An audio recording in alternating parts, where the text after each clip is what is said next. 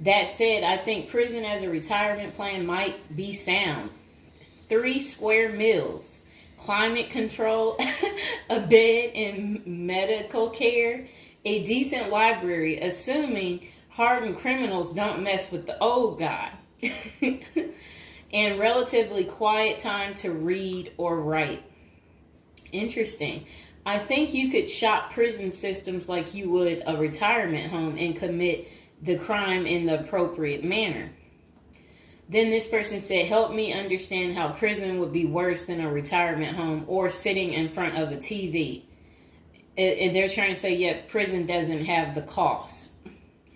And here's Mr. Fox making his appearance like he usually does.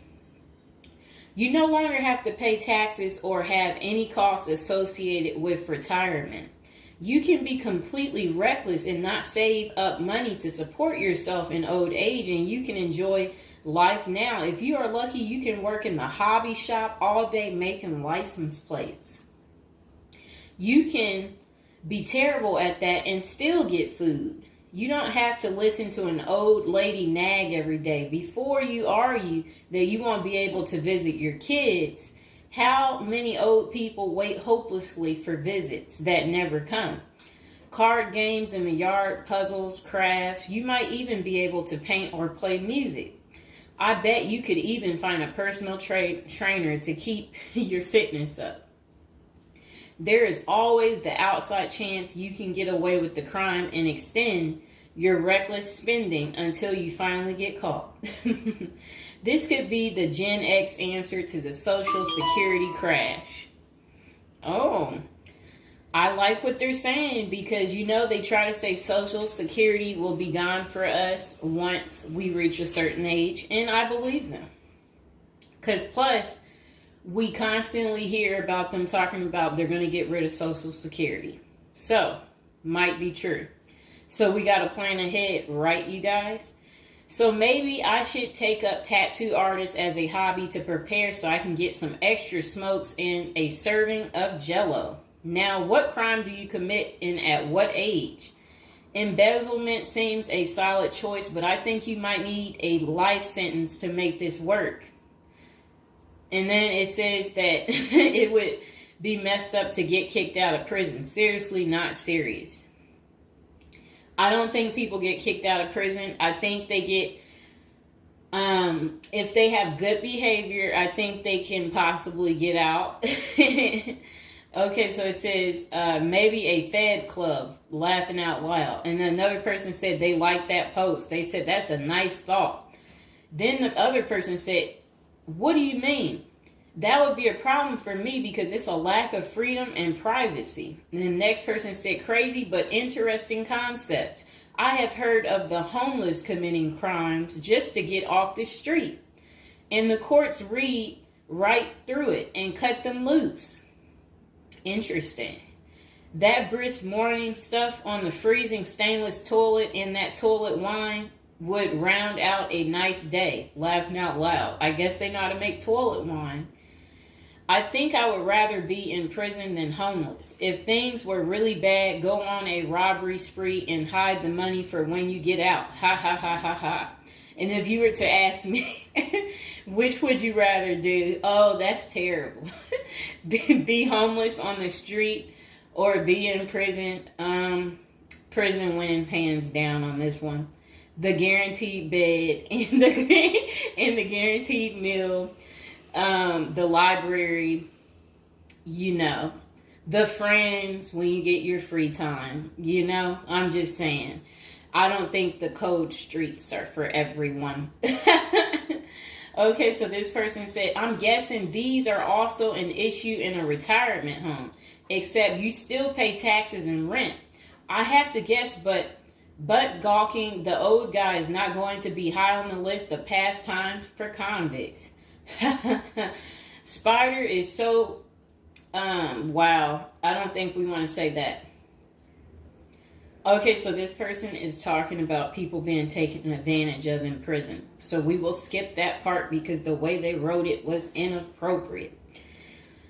So the next person, they showed a big guy and said, don't be wasting no soap, pick it up. So these are the kind of people that you will encounter. Okay, I guess he's the booty bandit. All right. To expand upon this, I would fly to Sweden and then do something at the bank I saw. You know what they was talking about. I saw a documentary on the Swedish prison system. It looked nicer than many retirement homes, laughing out loud. Then this person said, is this like a shining moment like Johnny in the Mountains, laughing out loud? This person said, I'd retire to a dirt cheap third world location before intentionally going to prison. This person said, I was just thinking that maybe I could piece together a few of my old friends and we could have a crew. Then we all go in together. Book club, card games, and coffee every morning. The crime is going to have to be digital because I'm not thinking in my old age I will be agile enough to carry a lot of loot. And then this person said, isn't that tax evasion, white collar crimes, and a pot grower? Heard they have a sweat lodge and tennis courts. I don't know where they have that. Okay, so we had another person talk about how much they love women. So yeah, they said they don't intend on going. Okay, just a moment. I'm gonna get my water.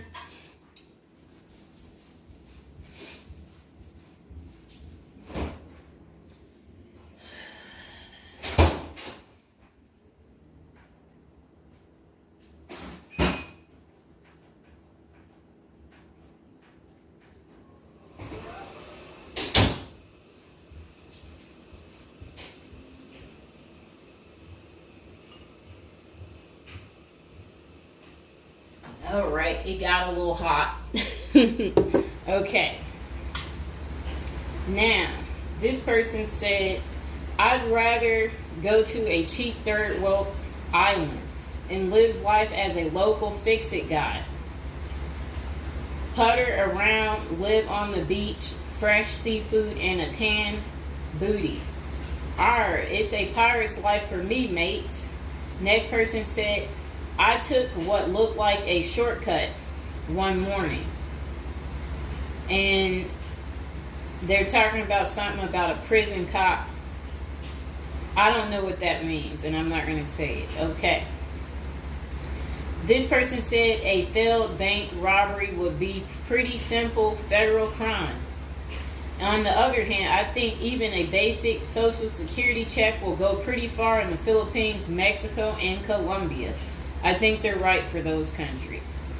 This person said, my broke buddy is doing okay in Thailand. This person said, I'm thinking about spamming forums with CBD gummy ads. Certainly, committing internet crimes would make it a federal case and qualify them for a federal country club prison. And they said they're currently in beta testing phase. I'll let you know how it pans out. That's really sad. This person wrote this in January of this year. That's sad that this is what the people are doing. Well, at least you know what not to do. And then another person said, well, it worked out rather well for Otis. They showed a picture of some guy. I don't know who this guy is, but that's who they said it worked out for. And then this person said everybody has that one person that they weigh whether or not their demise would be worth a life sentence. And then this person said, well, nowadays all you have to do is agree with Trump, like say over at the Capitol, and post it online. And then this person said, P.S. I hear San Quentin is nice, happy face. And then they I guess posted something about that prison. The person is trying to say that the prison guards at San Quentin are friendly. I doubt that. This person said, you got too much time sometimes. And then this person said, I think if old age and life in retirement got so bad to the point I was considering prison, I would think I would eat a bullet first. Okay. This person says, take out a politician and live like an illegal immigrant. Better than the middle class nowadays. Whatever they mean there. This person said, first off, if you are a Gen X or younger, getting an SS payment that crap is estimated to crash the year I qualified. We were taught that our senior year of high school back in the 80s, so we can't plan for that. Second, I think the chances for clean drinking water will be better in prison than in a third world country if you choose wisely. I didn't think about that. So stick to the U.S. prisons if you're really thinking about this. It said banks don't keep enough money these days. I think I will be too old to try and take down an armored car. Gotta go with a federal crime that is a light lift, maybe a Ponzi scheme. Does anyone want to pre-order a UTV? Question mark. This person said, might want to rethink your screen name if you're going with this plan of retirement. Just saying. Maybe something like Spider or Smiley, question mark. This person said, this is a nice big Ponzi scheme. Throw in some racketeering and evade federal income taxes. Just be sure. Plus you'll have a blast before you get caught. They did a little emoji with shades on the cool emoji. This person said if you land in a California prison, you even get yoga classes, free education, and you have a government-sponsored sex change. So you can end up in a female prison eventually. Rob, we won't say what they said there. Oh, wow. That's really sad what they put. You already know what they said if I stopped right there. Okay, hold on.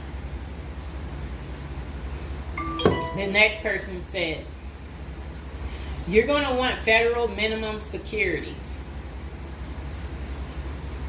Identifying as a woman would have perks, but you would have to listen to your cellmates for the rest of your life with nowhere to go. This person said, we can tell that some of us have never been to prison now, can't we? And then this person said, only an inmate at RDP. I don't even know where that is. This person said, Social Security won't go away. It will just be reduced by about 25%. Hopefully all these millions of illegals will get work permits and start paying into the system so the cuts won't be needed. We'll still get something, but it will have the purchasing power to get us 2 Jersey Mike sandwiches a week, laughing out loud. Next person said, the unwanted being taken advantage of in prison is a hard no for them. So they don't want to go because they're not interested in being taken advantage of by the same sex. Okay, good reason. This is what goes on in prison. Next person said, I nominate this creep as a test mule for your plan. I always wonder what happened to the creepy banjo kid from the movie Deliverance. This person said, okay, it turned bad. Okay, so we won't read that post. This person said, here's a retirement plan. Go to Mexico, denounce your U.S. citizenship, sneak back across the border, get free phone and benefits, and I hear in Maine you can get a housing allotment and a stipend plus free medical. This person said, one of you guys that works for me is a Venezuelan expat. He and his wife have been building/buying houses in Colombia as investors. Crazy cheap. He spends a couple of weeks down there a few times of the year and doesn't spend squat. Usually the airfare is the most expensive part of the trip. And then this person said, hey, that was my college meal plan. I had about $20 a week. I'd pay a cold Subway sandwich and eat about 2-inch slice a day. And then store the rest in the fridge. And this person said, I have one list that has 2 people on it and another is a page long, whatever they mean there. This person said, only one problem is that Social Security was put in the public fund illegally, so it can never actually run out of money. Of course, no politician wants you to know that. Our good buddy LBJ is who you can blame. Next person said, sounds like someone has a secret desire to get their crap pushed in. Just come on, completely out of the closet, bro. This person said, I worked in that prison. Numerous others as well. There are no tennis courts. Myself and crew were with general population. Inmates actually were on my crew as well. The good behavior, guys. The stuff you don't hear about is massive. Daily crap goes down. We got locked in a security armory for hours as a riot/fight started. Literally locked us in for safety. Going through Sallyport down the halls with cells on each side. The more the blood stains from fights, it's not Hollywood. The most scary individuals are actually the guards. A few can be normal or two civilians working inside. Most don't separate good and bad humans very well, at least not behind the walls. I made a promise to my family and self I would never do a prison project again. It messed with our heads. You go in at 7 and literally can't leave until 3. No cell, no camera, no eye contact, no talking to inmates. They constantly try to talk to you relentlessly. I saw things in there that I will never leave my mind. I did meet an old lifer. I was taken to the guards' cafeteria for lunch. The cook had been in that same kitchen for 30 years. He was a pretty friendly old guy. He knew he had it good, but hadn't been out of the walls for over 40 years. I have many stories, but I don't tell many, especially on social media. Really, it's not worth the risk of telling. The women prison in downtown San Diego is really crazy scary. Many don't know right in the downtown is a maximum prison operated by one of the big business operations. Okay. Series not seriously a good topic. Okay. And we have one more person telling us something. Years ago, I was at my buddy's house. His older brother had just got out of prison. I didn't even know he had an older brother and no clue what he was in for. I remember he couldn't settle down at all, just hanging around in the garage. He couldn't stand still. And it was almost like he was looking to get in trouble. One Friday after work, I swung by to see what was up. The boys were hanging out in the garage, drinking beers. Steve was getting all irritated about something again. Basically nothing. And then out of nowhere, he blurts out, I ain't afraid to go back. I'm just a punk in a bunk. That's really funny. I got out of there. Too much of a scene. Okay. This person said they still think prison's a retirement plan. This person said, yeah, big perks. You'll also get, as Jim Jeffrey says, and yeah, so, all right, so that's the end. I couldn't say what this person said because it was very inappropriate.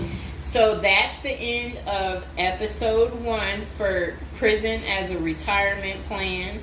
And hopefully, you guys think this through. If this is something you're really interested in for real, you will want to continue with the series of, me talking more about prison, so we can get you ready and prepared if that's really what you're into.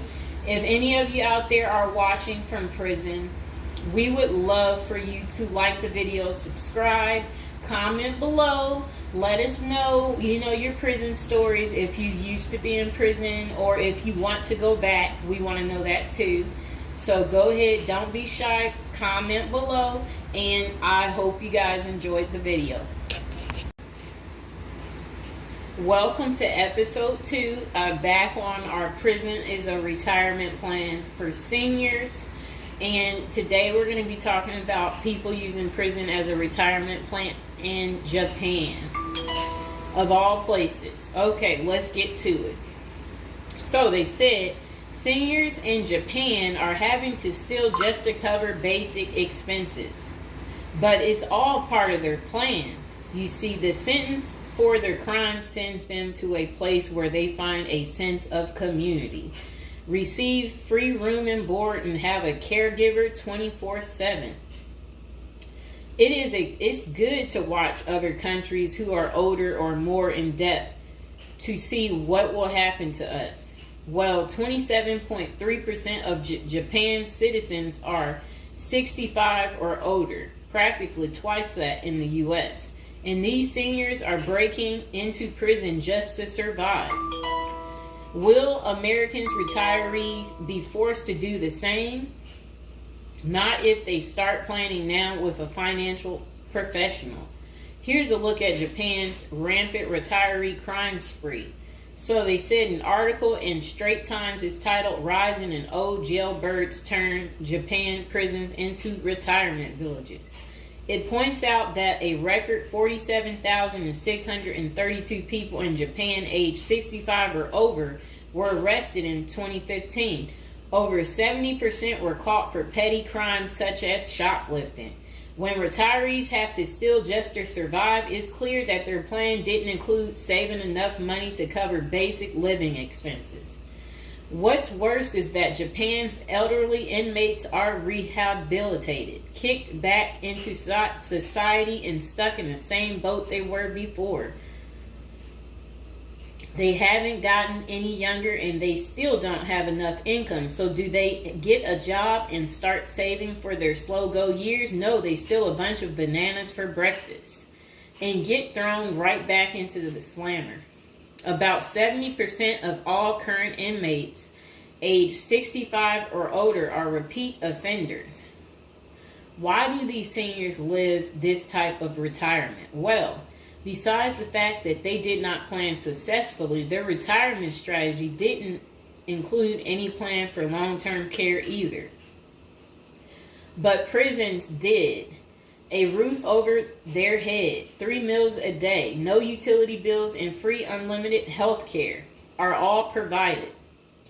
A research firm coined Japanese prison state-sponsored retirement villages, and one of prisons' demographics includes a 50.6 age average, with the oldest being 88 years old.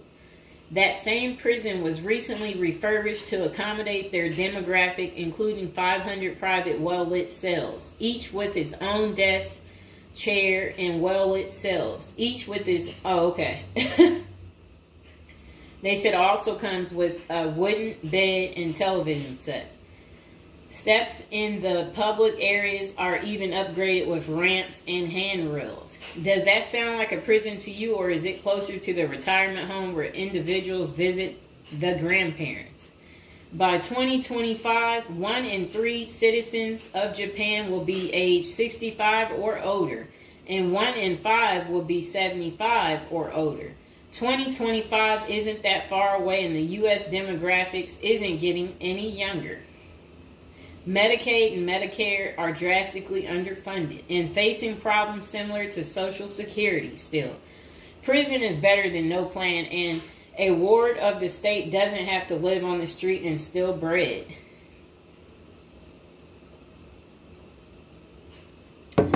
Okay, so that was pretty much the end of that. Do you guys feel sorry for them? Do you agree with it? Is this still your plan, your retirement plan, since you didn't plan? Or is it your backup plan? Is your plan A, plan B, plan C? Well, we will do another video about this coming up.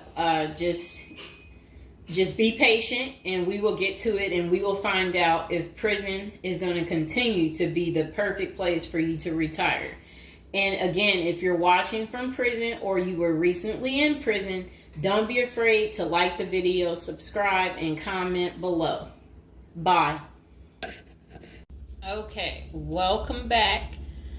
We are on prison episode number 8. So today we'll be talking about how to prepare to go to prison if you know you're going.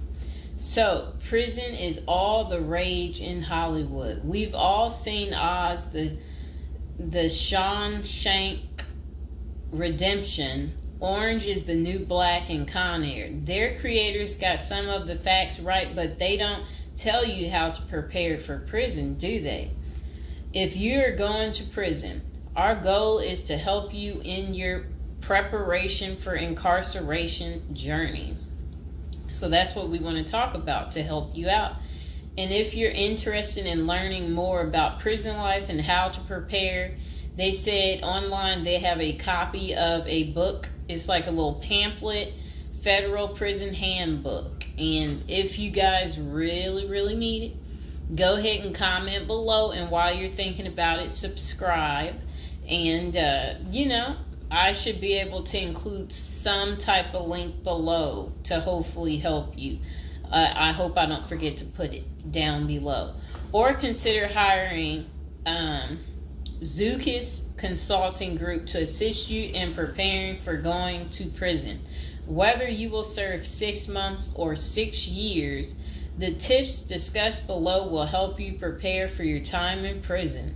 You can also book a free initial consultation to speak with a prison preparation coach today. For those with little experience with the criminal justice system, the notion of time behind bars can feel overwhelming. It can feel as though there is nowhere to turn, and any information you read online seems to contradict other information you've seen. We've included useful basic information below on preparing for prison to cut through all the misinformation.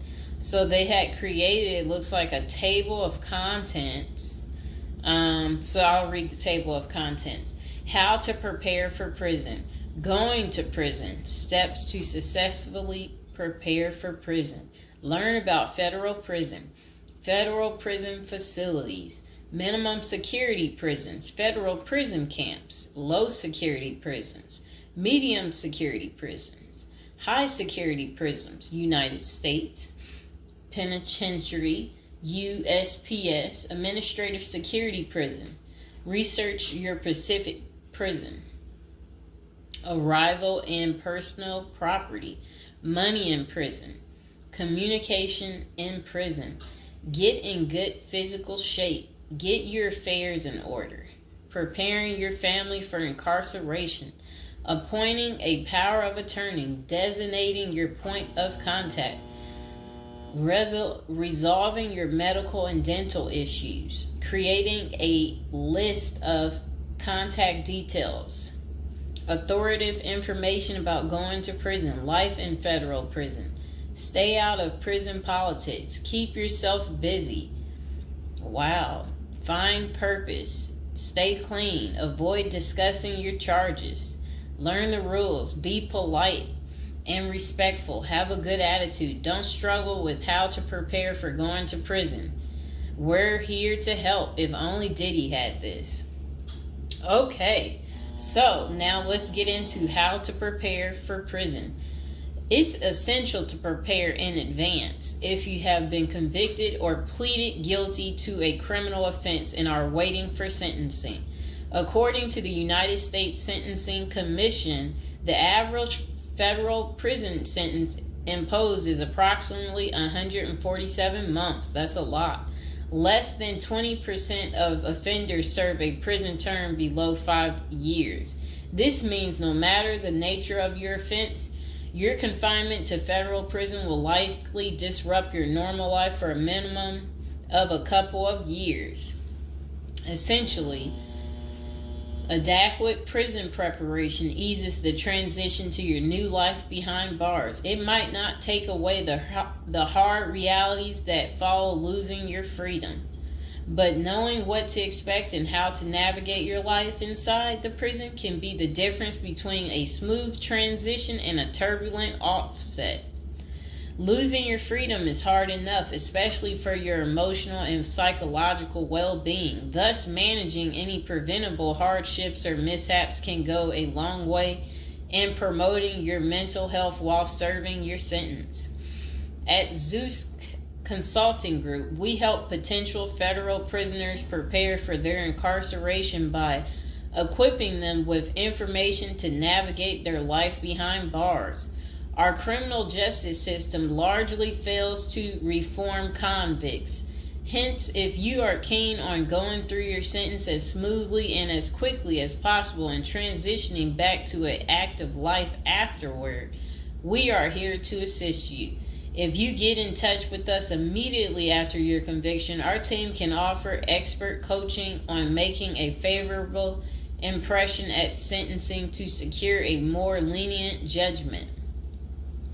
In addition, we coach our clients on how to live a meaningful life during confinement by cultivating their abilities, keeping them out of trouble, and developing an excellent record. These are essential factors that can enhance your overall life in prison and improve your chances of serving a shorter sentence. Okay, now let's get to the part talking about going to prison, steps to successfully prepare for prison. At the Zuski's Consulting Group, they walk through the various steps you need to take adequately to prepare for a smoother transition in your life in prison. Generally, criminal conviction comes with potentially life-changing consequences, and the period before incarceration is the hardest for most people and their families. We understand you may be stressed and anxious about what lies ahead. For this reason, we are committed to providing you with essential coaching that you can implement immediately to get you ready for custody. Let us take a look at some of these preparing for incarceration tips. Learn about federal prison. Depending on the nature of your offense, the court might order you to self-surrender, or you may go into the custody of the U.S. Marshal Service. Whichever way, you need to arm yourself with knowledge on what to expect in the federal prison you report to.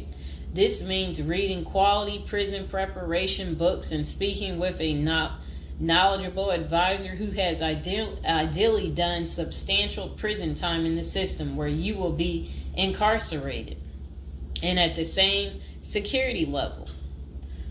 So if you know someone who has served as much time for you as the same charge that you have, that's the mentor you should be talking to and linking up with to learn more about what prison life might be like.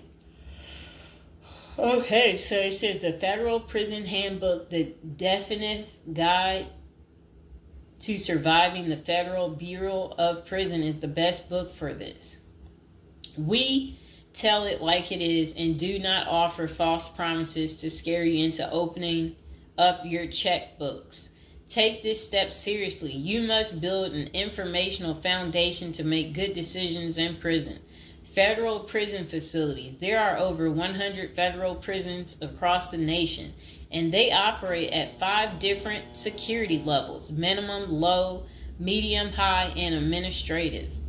The security levels are determined by features such as security barriers, presence of external patrols, detection devices, guard towers, type of inmate housing, cell or dormitory, staff to inmate ratio, internal security measures. Below is a rundown of the features of each of the security levels. Okay, so it says minimum security prisons, federal prison camps. Dormitory housing, low staff to inmate ratio, limited or no perimeter fencing, work and program oriented. Prisoners with less than 10 years remaining plus minimum violence history. Okay, so that was for minimum security prisons, which is federal prison camps. Okay, so low security prisons mostly is dormitory or cubicle housing, higher staff to inmate ratio compared to minimum security prisons, double fenced perimeter, strong work and program offerings. Prisoners with less than 20 years is what low security consists of. Medium security prisons, mostly cell type housing, higher staff to inmate ratio compared to low security facilities, strengthened perimeters, wide variety of work programs, greater internal controls, all types of prisoners but with less than 30 years remaining on their sentencing. So the minimum is for, again, people who didn't commit the worst of the worst. And then low security, same thing, less than 20 years. Well, they're not the same thing, but And then medium means like you're going to be there a while, but you'll be there less than 30 years. Okay. High security. Oh, okay. is United States Penitentiary, USPS, single and multiple occupant cell housing. Highest staff to inmate ratio, highly secured perimeters, close control of inmate movement, all types of prisoners, but sex offenders and informants are highly likely to be victimized. Administrative security prisons. Administrative security federal prisons have special missions, for example, pretrial offender detention, treatment of seriously or chronically ill offenders, confinement of escape-prone, violent, or extremely dangerous inmates. So that's administrative security prisons. So, all right. Okay, so administrative facilities include federal medical centers, federal detention centers, the federal transfer centers, and others. Please see our Administrative Security Federal Prisons page for more information about these institutions. Operations and privileges such as leisure time vary widely at each security level. At the Zuski Consulting Group, we can help you understand the implications of being held in any prison, regardless of the security level. But generally, through the Federal Bureau of Prisons, BOP, ultimately decides where to confine you. Your attorney may request your designation to a facility that best fits your needs. Okay, just a moment.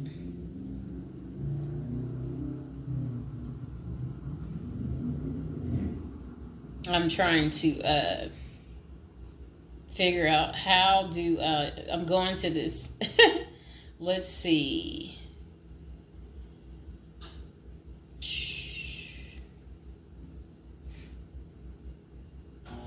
Know why I keep getting these numbers calling.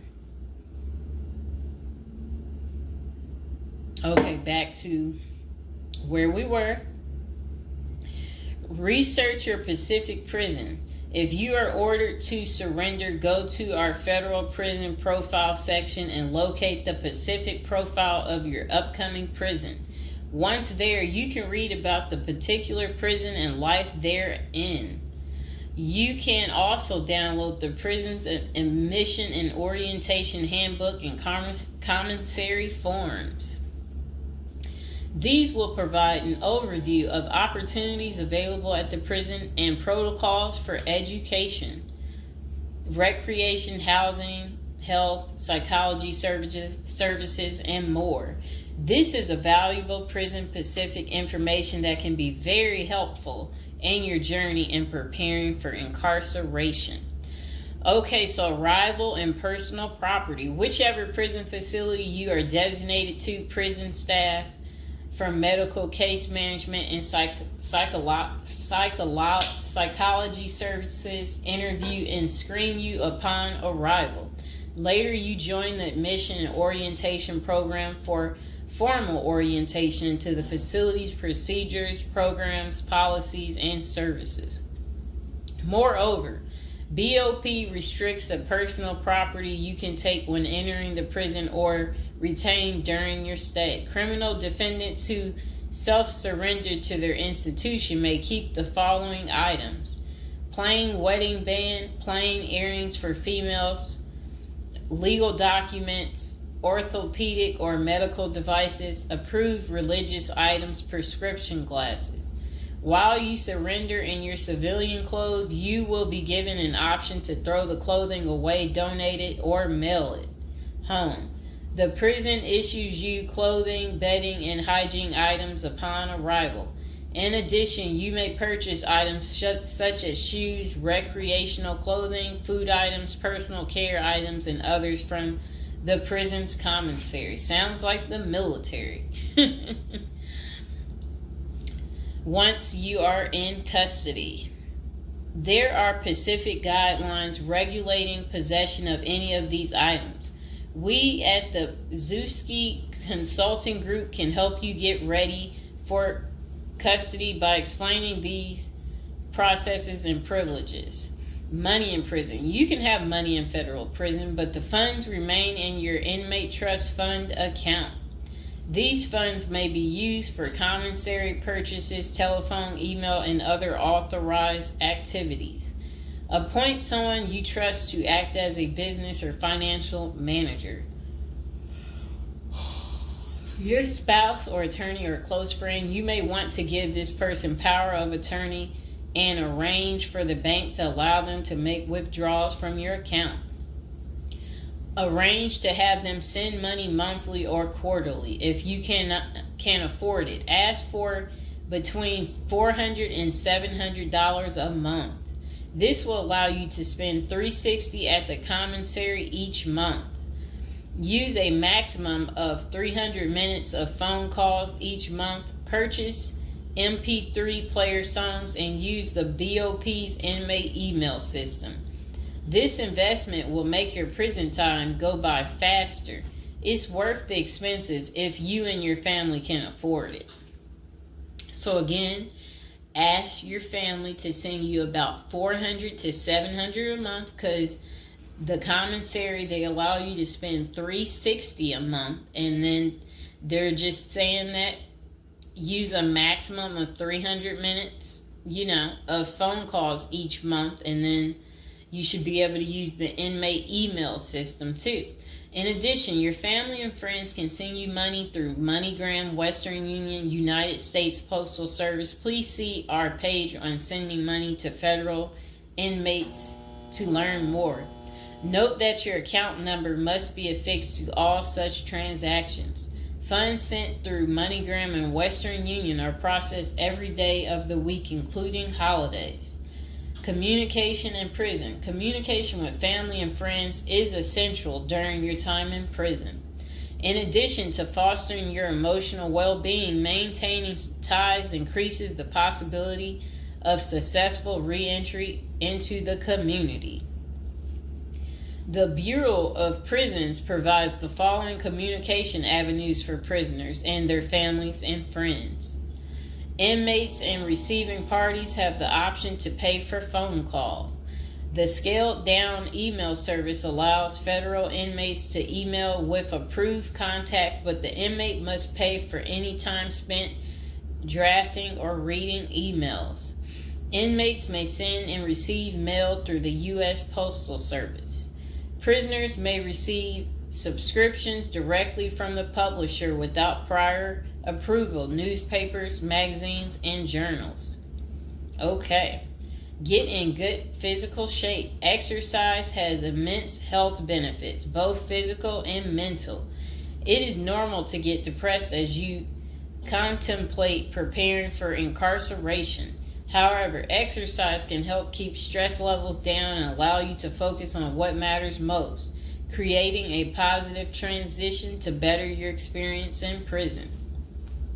You will have plenty of time in prison to develop good fitness. However, starting now is beneficial as you equally need your energy levels at peak as you rush against time to get your affairs in order.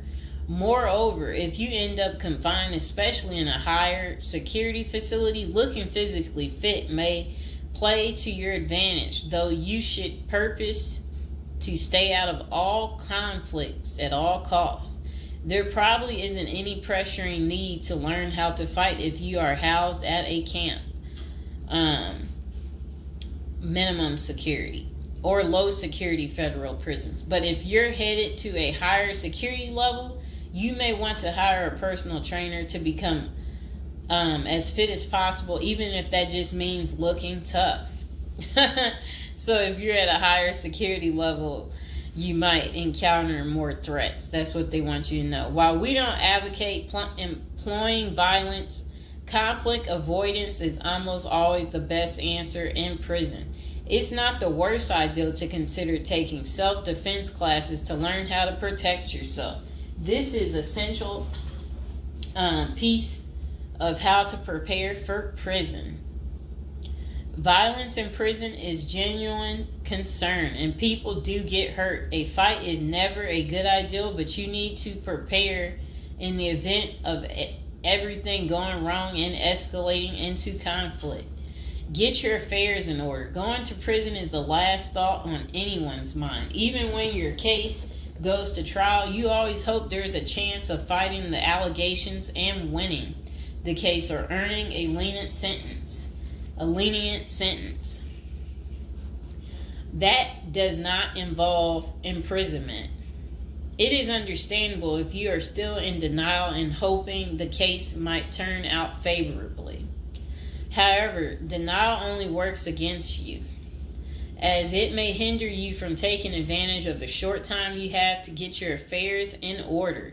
Before losing your freedom, even if there is a slight chance of getting a lenient sentence, preparing for prison is essential if things don't go as expected. Some of the matters you need to take care of include preparing your family for incarceration. Your family will be devastated by the idea of you being locked up and the potential dangers it might subject you to. It may take a while before they come to terms with the likelihood of living without you. However, you need to sit down with them and discuss life without you. If you are the primary provider, you may need to organize how bills will be paid in your absence. This may even mean working at downsizing the family's lifestyle if there are not enough funds to maintain the same lifestyle. If you live alone, you need to make arrangements for your property so that debts do not accrue in your absence. If you have young children, they may not understand the long-term implications of your absence at the moment, but it will soon affect them, so you need to plan the best way to help them cope. Consulting a psychologist is vital, as they can suggest ways to help both you and your family cope in the short and long term. Lastly, it would be best to inform your family that they can reach you either through email or written correspondence. They should also expect you to call them regularly or through video visits whenever possible.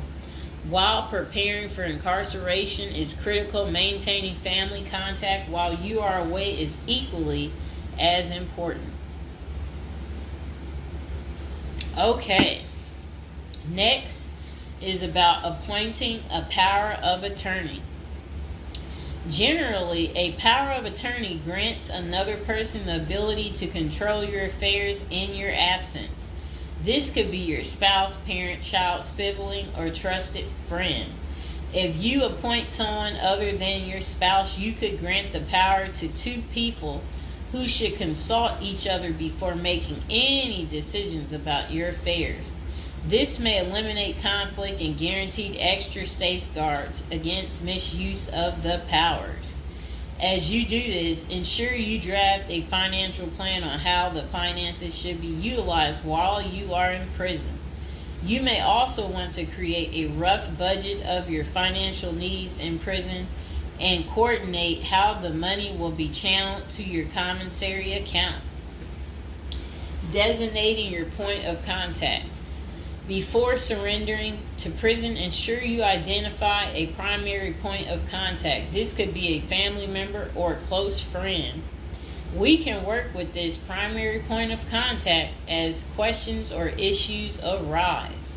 Additionally, this person will be able to better advise your family and friends of your status, location, and information. Please note that prison staff seldomly release information to family members. For example, if your family calls your unit team seeking information about your status or healthcare matters, they will not release information. With this being said, we have our clients sign a release information authorization, thereby enabling prison staff to disclose information to our team members. Next says resolving your medical and dental issues. Medical and dental services are available in federal prisons. However, they may not match the standards of your current providers. Care is often substandard, slow, and usually not forthcoming. This is a crucial element in preparing for prison. You will do yourself a big favor by dealing with this now and not waiting until you are in prison. If you have pre-existing medical and dental issues, get an evaluation from your doctor before surrendering. Likewise, it can be a very good idea to update your glass prescriptions and resolve any dental matters before surrendering. It can also be helpful to obtain complete copy of your medical records from your doctor. If you take any prescription medications, ask your doctor to draft a letter explaining what the medications are, and what underlying conditions they treat. While you can submit these documents to your prison's health service upon arrival, our team can also use these in cases of prison staff not adequately treating medical conditions. In these cases, it is critical that we have underlying documentation, as this helps us motivate prison healthcare staff. Creating a list of contact information. Before going to prison, prepare a list with contact numbers, mailing addresses, email addresses for all the people you may need to contact during your confinement. This way, you will not get stranded whenever you want to contact a particular person. Additionally, try to fit this contact list on one double-sided page. Many receiving and discharge officers will allow self-surrendering inmates to retain this page. If not, we also recommend our clients provide us with a copy of their contact list. We overnight this contact list to our clients on the day of their arrival. Authoritative information about going to prison. In the past, people used to go to prison utterly oblivious of what lays ahead and would endure untold hardships before they adjusted to their new life. This is not the case today. There are dozens of books, guides, and other programs that help defendants prepare for their life behind bars. While we cannot attest to other firms, books, or products, our team regularly assists clients preparing for prison. Here are a few of our book offerings: Prison Education Guide, Federal Prison Handbook, Directory of Federal Prisons. While waiting for your sentencing or self-surrender date, ensure you gather as much information as possible to enlighten yourself. Most prison preparation resources are written or produced by ex-convicts who have served long sentences in federal prisons, or experts who have worked closely with the inmates and are familiar with the criminal justice system. Researching widely and reading available credit resources can be an eye-opener, enabling you to adjust to your new life quicker. Aside from reading prison preparation books and guides, you may also seek out prison consultants to answer your questions and provide insights on the ins and outs of prison. For instance, at Zeus Consulting Group, we help criminal defendants develop strategies to prepare for prison and successfully reintegrate into society. Our objective is to help you develop an informational foundation to make good decisions once in custody. Life in federal prison. Before commencing your federal prison sentence, you need to know how to prepare for federal prison with a survival guide and tricks. Assuming you have gathered as much information as possible about what your life in prison will be like, here are some tips to enhance your experience. Stay out of prison politics. You do not have the liberty to choose your neighbors in prison. You meet people from different backgrounds, some possessing extreme opposite personalities, ideologies, and outlooks on life. Despite the sharp differences, you may have to share the same facility for years. In ideal circumstances, people should embrace diversity, but not so in prison. Conflict of interest and prison politics are the order of the day. However, it helps by maintaining a low profile throughout your stay. Otherwise, if you indulge in politics and things turn ugly, it may compromise your chances of coming out unscathed. Keep yourself busy. Federal prisons require medically able inmates to work. As soon as you arrive, ensure you find a job that you will enjoy. If you don't obtain a job on your own, prison officials will assign you a work detail. We advise our clients against this approach since it often means working long hours in the kitchen. Some examples of the positions you may want to consider include plumber, inmate orderly, food service, warehouse, groundskeeper, painters, while some of these prison jobs require long hours. Others are no-show jobs where you sign your name on a sheet and leave. While federal prisoners are paid for their work, wages tend to be meager. For example, federal prisoners typically earn 12 cents and 40 cents per hour. These funds are deposited into your commissary account, which you use to buy personal items. I'll repeat that again. Oh, sit down, Mr. Fox. Sit down. Sit down, baby. Prisoners typically earn 12 cents and 14 cents per hour. Okay. Okay, that's crazy. So when in prison, find purpose. A period of incarceration equals a lot of available time on your hands, which can be positive or negative. It's your choice. Many positive activities in prison can help you find purpose in life, even help you improve your circumstances upon arriving. College correspondence courses, writing, exercising, and teaching in the prisoner's education department are just some examples of many activities you can become involved in, which will give you purpose. This purpose will help carry you through your sentencing. Okay. Pursuing a purpose during your time in prison can make your stay more meaningful and manageable. For example, you can learn a new trade, write a book, discover philosophy, find spirituality, or purchase other professions. Likewise, we help many of our clients further their education behind bars.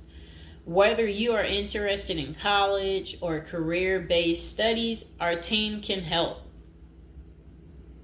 Okay. In addition to keeping yourself busy and avoiding falling into a depressive state, finding purpose behind bars may equip you with relevant skills for successful re-entry into the community upon your release. This is critical. If you work, you are prepared for a period of incarceration.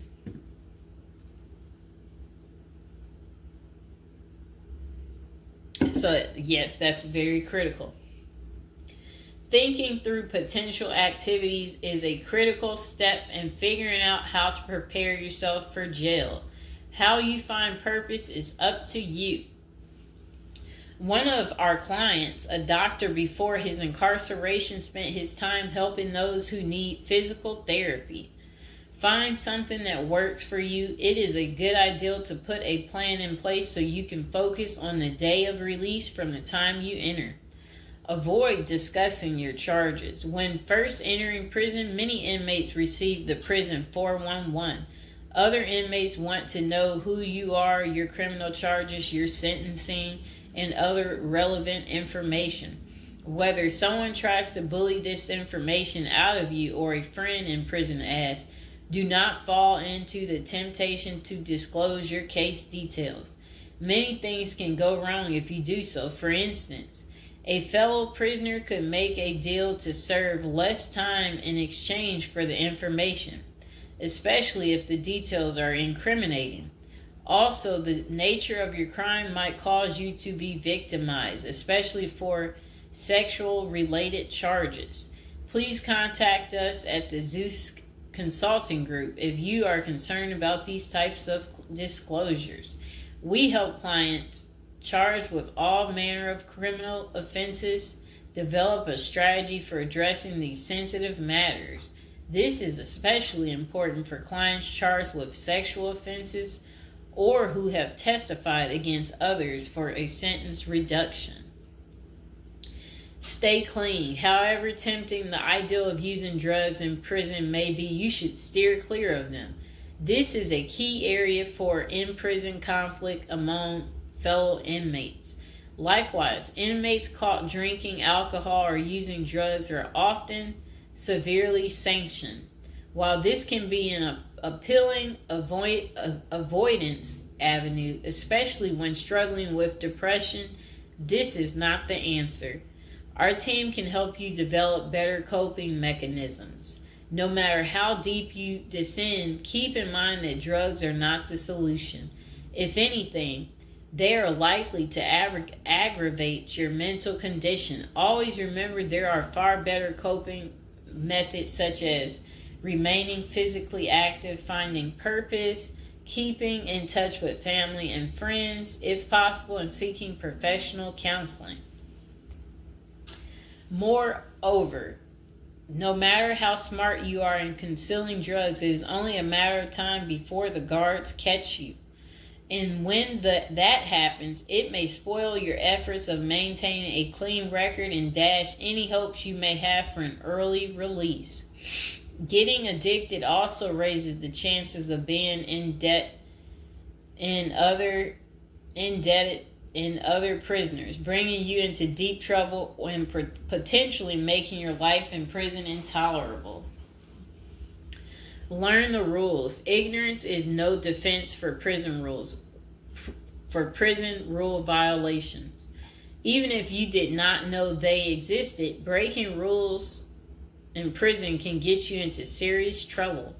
Educate yourself as much as you can about the prison system, and particularly your upcoming prison facility. If possible, obtain a copy of the official rule book and read it thoroughly.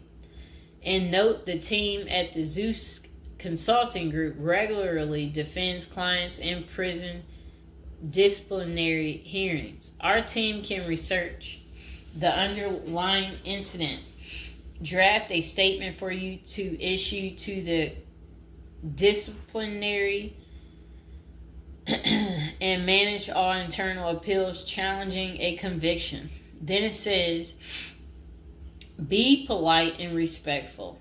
Prison staff is often overworked and inmates tend to be depressed or otherwise dealing with personal issues.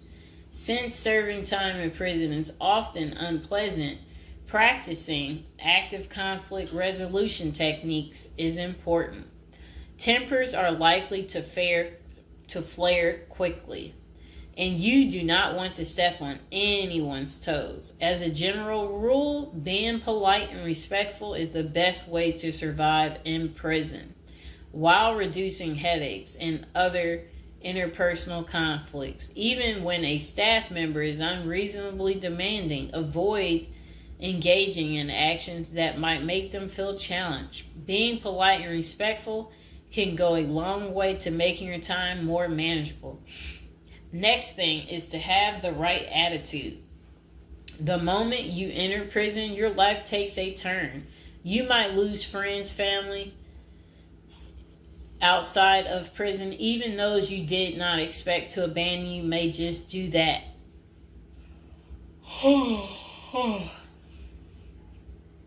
You are pretty much on your own inside prison.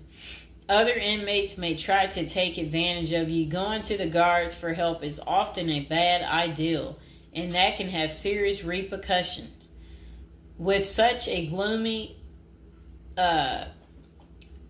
situation, you need to polish up your attitude and prepare for incarceration.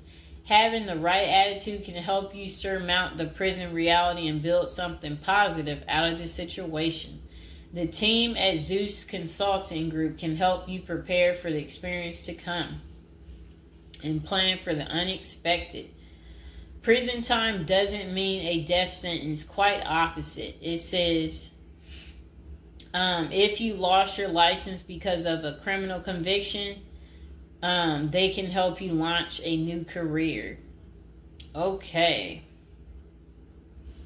So they're just saying basically there's no reason you can't leave prison without a degree or a better prospect for the future. Don't struggle with how to prepare for prison. It says that use the Zeus Consulting Group and let them help you. Okay, because they're basically saying prison is never easy. They said they know what awaits you in prison and the tactics you can employ to have a smoother life behind bars. Going to jail or prison is never easy, but with directed effort, you can lead a productive life during this experience and after. Okay, so that is pretty much how you prepare if you are going to prison. If you've watched this far, type in the comments below this far, and I hope you enjoyed the video. Please like, share, and subscribe. Alright, welcome to episode 6 of how to cast a love spell. Spell casting is a powerful way of focusing on an intention to manifest a goal. In this case, the goal is love or infatuation. You decide. If you believe in love and the power of sending out a strong positive intention to get what you want, read on to learn how to cast a spell that just may bring you the love you're looking for. Okay, so establish a spell. Create a simple love spell. This is a basic spell that requires no exotic ingredients or astrological charts. This spell is meant to attract more friends and enhance your sexual attraction. If you're looking for more than friends, if you have a particular individual in mind, plan to focus on him or her during this ritual as a way to draw that person to you to strengthen the bond that already exists between the two of you. Thoroughly clean your bathroom. We're not talking about a psychic cleansing here. Do a true cleaning with cleanser and antibacterial products. Cover your mirrors with white or pink towels or sheets. Then draw a bath and add a handful of sea salts and other salts to the water while saying, negativity is washed away. I am renewed as of today. Many heads will turn my way. The ones I choose will wish to stay. If you don't have a bathtub, tie the bath salt up in a washcloth while saying the above words and use it in the shower. Okay, light 3 white votive candles or place 3 votive candles in the bathtub. Relax and focus on your body. As you anticipate entering the water, think and feel how sensual it is and how beautiful you are. Focus on what you like about yourself. If you're casting this spell for a certain person, begin focusing on him or her now. Turn off the lights and turn on your favorite music if possible. Choose music that's in line with your desired end result. If you're looking for wild romance or hot love, pick something that makes you feel reckless and sexy. If you desire a soulmate and someone who makes you feel safe, choose music that makes you feel peaceful and calm. For general attraction, you may want a happy, mellow song. Enter the bath and relax. Make sure every part of your body is immersed in the water at least once. Shampoo and condition your hair, shave if appropriate. Cleansing is an important part of this ritual. When you're finished, repeat the words of the incantation you spoke before you entered the bath. This time, add the following line to close the spell. I am blessed. I am loving. I am loved. And I love myself. I am loved. Okay? Follow your intuition and add any other elements that make you feel right to you. These could be like things like incense, bath oils made with herbal extracts, or essential oils, your favorite perfume, cologne, or a cup of herbal tea or bath towels purchased specifically for this ritual.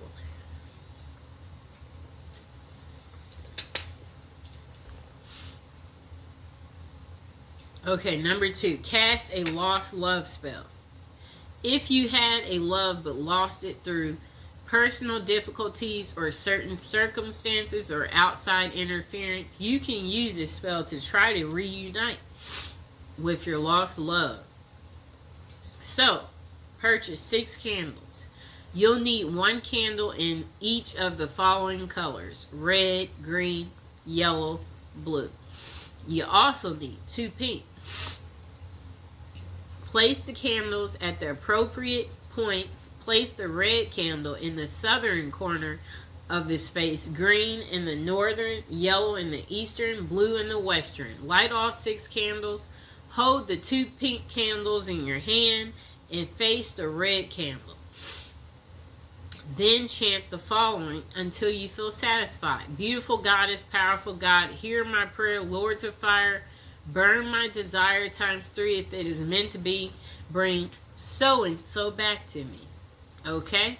Whoever that may be. Okay.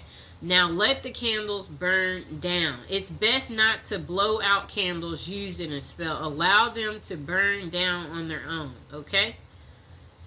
If you blow them out, that will ruin this spell. You don't want to do that. Okay, so cast a soulmate love spell. This spell is meant to draw to you a partner who's suited for you at this time in your life.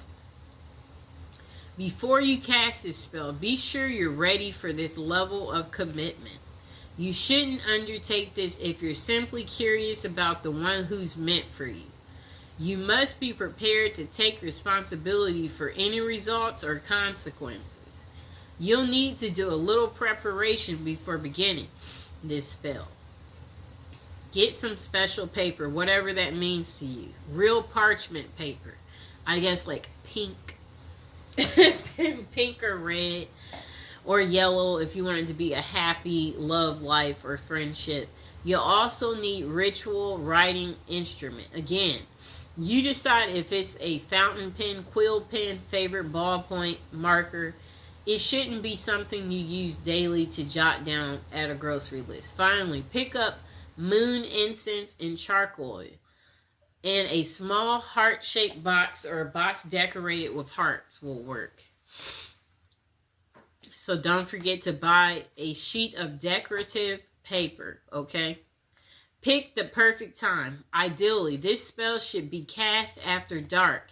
If you can do it during the waxing moon, all the better. A new moon is also ideal time for casting a love spell since it represents new beginnings. You will have the power of the moon working for you. So you can be a little flexible with your time without diminished results. Reinforce your aura through meditation or cleansing. Using a ritual pen and paper, write down words of power that will call the most perfect partner to you at this time. Do not include specific names. Avoid thinking of a particular person. You may or may not have even met your soulmate yet. So leave everything open to possibilities, okay? If you can't quite come up with what feels like the right words, use the following. If there be a perfect match, this work tonight will surely catch the perfect one who's meant to be, shall find his or her way home to me. In perfect love and perfect trust, I send this out, but not from lust. This spell will guide us to reunite. Free will remains with us tonight. Okay, blessed be. When you're finished, read over what you wrote. Make sure you've said everything you wanted to say and nothing's been left out. Then spend some time meditating on your goal while you light your ritual fire or the charcoal. Okay. Continue your meditation until you feel that everything is right, your will is focused, and your sense of certainty is secure. When the fire has become coals or the charcoal or is glowing, read what you've written aloud 3 times. As you read, when you come to the end of each repetition, sprinkle about a tablespoon of the moon incense on the fire. If you have never used moon incense with a ritual fire, you should practice a few times. Flames will leap up along the dust trail of this incense powder, so you must be extremely careful. There will be sparks of incense outside of this trail of flame as well, also dangerous. Toss in the incense all at once. Don't trail the dust or sprinkle it. Do not wear gauzy or loose clothing or sleeves that trail. Be careful. Fold the paper and place it in your heart box. This is the spell box. Put in a safe place with positive energy. Now forget about it. Let nature, fate, and the spirits do their work to bring your soulmate to you. Now, cast your own love spell, okay? Number 1, set your intention. Are you hoping to get someone special to notice you? Draw a mysterious stranger into your life. Dispel negativity from a wounded relationship. Spice up a lackluster love life.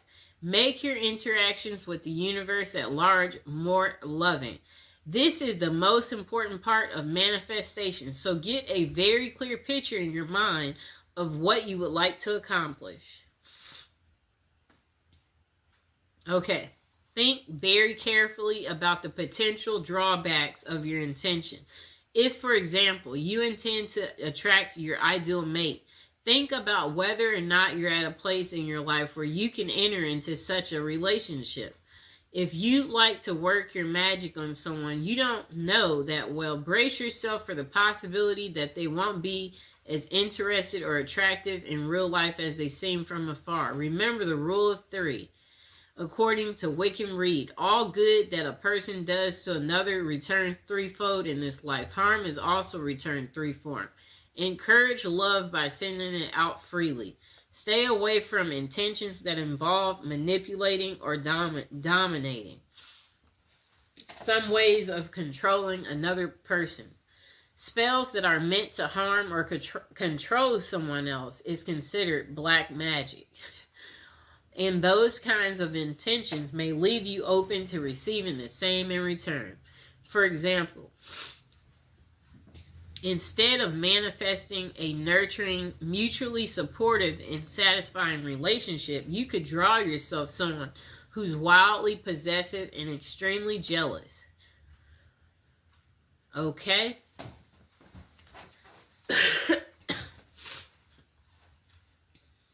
Gather the appropriate materials, exactly what you choose and what combination should be based on the kind of love you want to attract. So start by emphasizing colors. Red, for example, is the color most associated with passion and lust. Pink is also a heart color, but is considered to be more nurturing, while white speaks of innocence, and that would be appropriate for a platonic relationship. Green's association is with nature and to promote vitality. Choose candles, papers, flowers, rose petals, or other objects associated with your needs. Integrate herbs into the spell according to herb lore. Balm and catnip can be used to attract love and can be used to dispel negativity and promote love and happiness. Lavender is perhaps the best herb for attracting men. If your intention is more sexual in nature, try using vervain, which was used by the Druids to promote love, lust, and sexual fulfillment, or caraway, which promotes lust and fidelity, or cinnamon and fennel to promote vigor and libido. Use symbolic items. Do a little reading about the symbolism attached to common items. You're likely to find multiple interpretations for the same object. So go with your gut and choose what's meaningful for you. Use a mirror for healthy self-image, a piece of silk for sensuality, flowers for romance, lingerie for libido, or anything else you might have a special significance for you. Okay. Okay, so if you're directing your spell at a specific person, you happen to have an item taken from them, whether it be hair, clothing, a letter, something you borrowed, be sure to include it in your spell work. And also be aware of adding items with negative associations like knives, needles, ropes, or other aggressive objects. They might put an undesirable spin on your ritual. Number 3, don't forget to cleanse your body. Take a ritual bath using flowers, herbs, essential oils. Infuse the water with jasmine, rose, or any of the herbs. And possible bathe by candlelight. When you're done, dress in clean clothes. If you've chosen a new outfit for your ritual, put that on. Okay, so next, choose your place. Cast your spell somewhere you won't be disturbed. It would be wonderful if you could choose a romantic location such as a beach or forest. However, your number one priority should be privacy and the ability to concentrate. So that means staying indoors in a clean, cozy room. That's fine. Cast a circle. Spread sea salt with or without rosemary added in a circle around the space where you want to work for protection. If necessary, smudge the area by burning sage to clean away negativity. Number 6, light candles and concentrate. So focus your intention and visualize the scenario you'd like to experience in life. Make it as real as possible by imagining it with all your senses. If you feel comfortable doing so, chant your intention aloud, otherwise repeat it in your head. Write it down on paper, burn it, allow it to go out into the universe. Make a symbolic offering. Suitable offerings include flowers, an apple, wine, or anything else that has personal significance. Do not disturb your candles or blow them out prematurely. Allow them to burn down completely, then gather the wax and either place it in a satchel beneath your pillow or bury it in the garden to let it grow, preferably somewhere the dog won't dig it up. Make a rhythm spell if desired. This can make your ritual more potent. You may even want to include the name of a remnant god or goddess in the spell. If that fits with your personal philosophy, don't stress about being a poet. Rhyming is nice if you can pull it off, but what's important is the sincerity and good intention of words. Number 7, repeat for effect.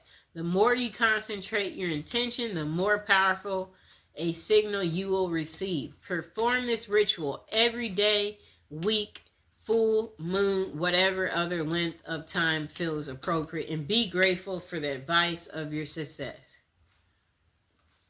Next thing is be open to possibility. The results of your manifestation might be different or even better than what you imagined for yourself. Don't become so focused on one narrow vision of love that you let a glorious opportunity pass you by. If you want to manifest something, focus on a goal. You can write it and give it a title. Use clear, concise, and positive wording. Write the date you want it by. Use present tense because it will happen depending on your mind, time, and frame. Okay, so when doing a spell, know that candles aren't exactly necessary. You know, you can use candles, but they're not necessary. Most spells wear off after a certain time, and this is because love spells disrupt the natural flow of energy and bend it to your will. At a certain point, the energy flow will restore itself and the love spell will have worn off. Okay.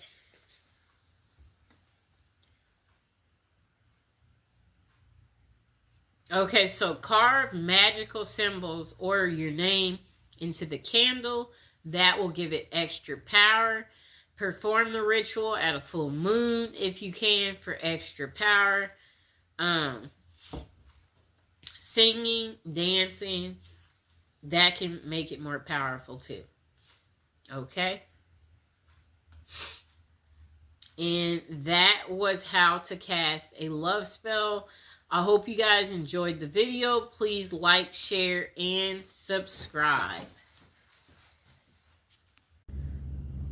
Welcome to episode 17. Today we'll be talking about prison letters and why women love men in prison. Okay, it's been a while, but we are back. So this episode is about prison letters. The interest came when I received a letter from the Oregon Department of Corrections. It was from an inmate, and he was addressing someone he seemingly had a connection with in the outside world. The handwriting was perfect. The words flowed very well, and he clearly was trying to reach out to a woman who most likely lived in my home before me. Though the letter never reached the person it was intended for, it did spark significant questions, such as why do prisoners attract women so well? Does real prison love exist, or is it all a scam? And how do these prisoners learn to write so well in the first place? The myth: women must be twisted to fall in love with prisoners. Look, this phobia, I've never heard of it. Hybristophilia. When it comes to having a strong attraction to social deviants, criminals, and prisoners, hybristophilia comes to mind. This is a paraphilia where people are aroused by people who have committed outrageous acts such as cheating and crimes, including the R word and people who are murderers. The thing that makes this so interesting is that it is different for everyone. Some are more passive about it, while others are aggressive. Okay, so it says passive hybristophilia. This is when someone is drawn to criminals, but they do not act on it or try to assist them in any way. They may show passion through being an advocate for the prisoners, or simply enjoy movies such as OITNB and Prison Break on a deeper level. Whatever that means.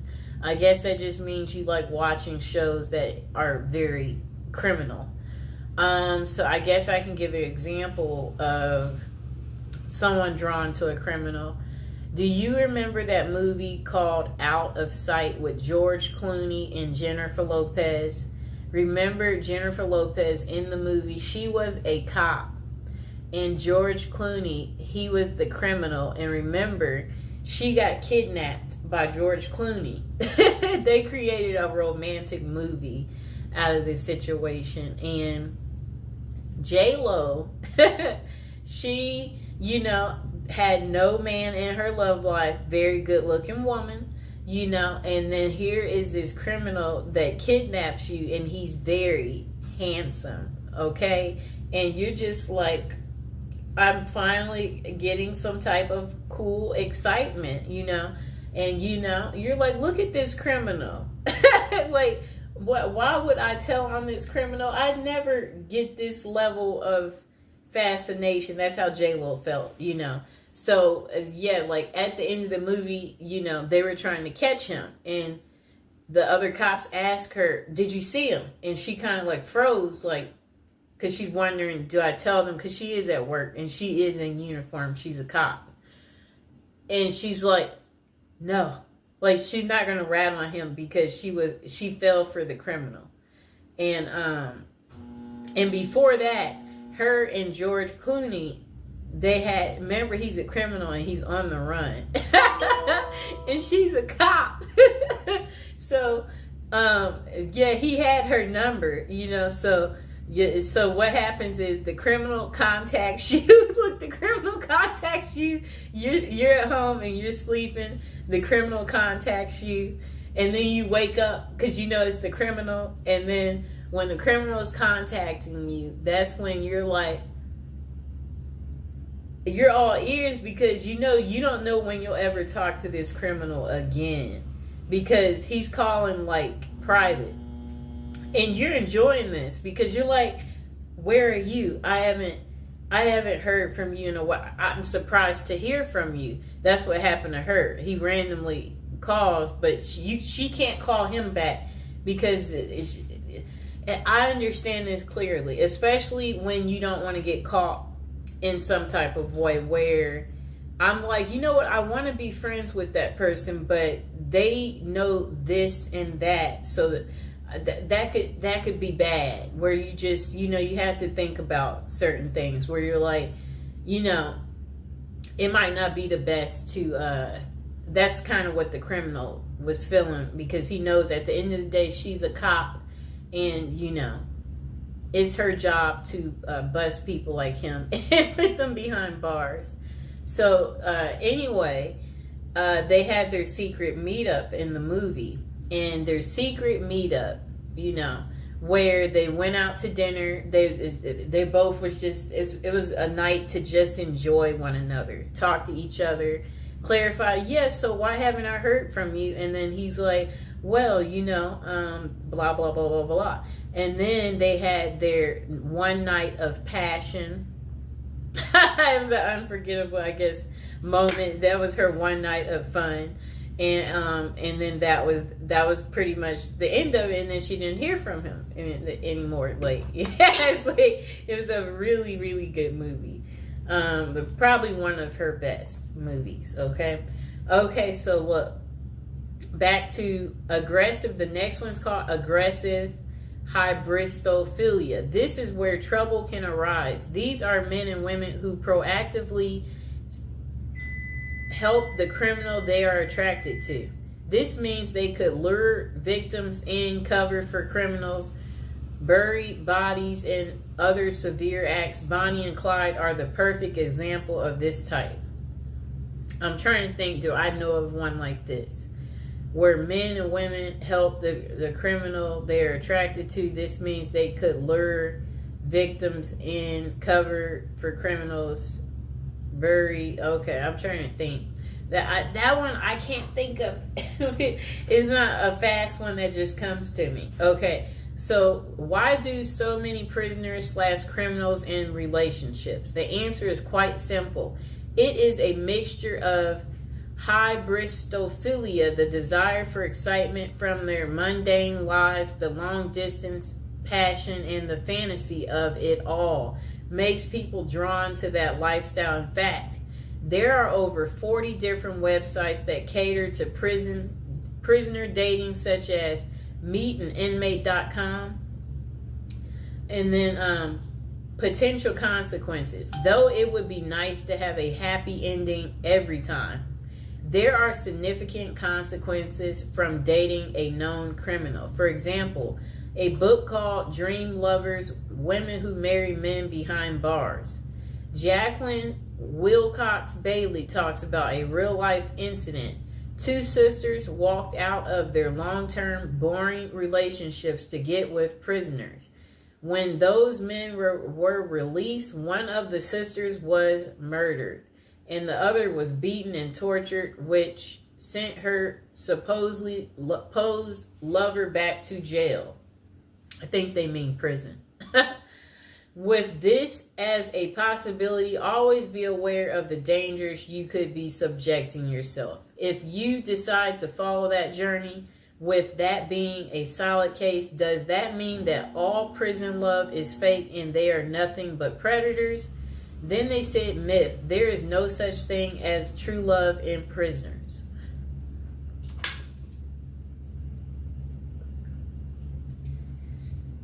Okay, so they said there are some genuine and sincere relationships, but there are also tons of scams as well. How do you know the difference? If you are reading a letter from someone behind bars and they ask for money in any way, it is likely a scam. Do not fall for it. They could either be reaching out to women and men for financial gain, attention with the media, or to gain supporters, just like Ted Bundy, Richard Ramirez, and Scott Peterson did. I know what all of them look like. That's how infamous they are. For the record, Serial killers such as those noted above are less often associated with scams and writing letters. You may think that they are great at manipulating, but that is not the case with them. They get away so well with murders and crimes because they are bold, always act like they have nothing to lose, and never overthink what they are doing. With an IQ of below average, more love letters come from non-serial killers who are much smarter and think things through better. Okay, overall, use your best judgment. These people will not always con you. They may be truly into letter writing for human connection. That's kind of funny because like they crave the connection, so that they're writing the letter because, you know. There are many people in jail who do not have family or friends to reach out to. So they turn to pen paling to feel involved, valued, heard, and feel like they matter. Though it may not always be about love, it can still be about companionship and support, and worth volunteering to help people such as them feel cared about. Bonus: how to craft a prison letter. One thing I noted the most about the letter I have how well written it is. There are no errors. The penmanship was nearly perfected and the message was very well contrasted. So how did someone in prison learn to write so well? One word: practice. Those who write love letters will use trial and error in their writing. For example, they would keep tabs on the responses they would get from their loved ones. When they said certain things, they would then work on perfecting in those areas to get even more positive responses. In addition, they could have utilized other inmates for assistance as well. More perspective is a catalyst for fostering new ideas and learning how to write a moving love letter or scamming someone successfully. If you want to learn to write a great letter, start with practicing. Use your feedback as a guide and never be afraid to ask for help so you can become a pro. And the final thought: falling in love with criminals and prisoners is hyperbristophilia. Though having this characteristic is a passive sense, is fine. Seek help if you feel like you will act on those passions.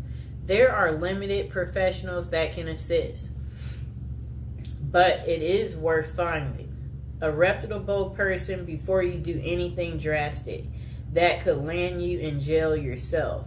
Oh no. Remember, human connection and writing to prisoners is a great way to improve their quality of life. If you are talking to someone who has no one else on their side, keep being a hero to them. But always know the signs and be mindful if they are trying to scam you or not. The last thing you want to do is fall in love with someone behind bars only to find out they were using you for personal gain. At the last word from us, we don't know everything, but we do have an opinion on everything. Oh boy. That was quite interesting, right? Oh boy. That's what I have to say about that.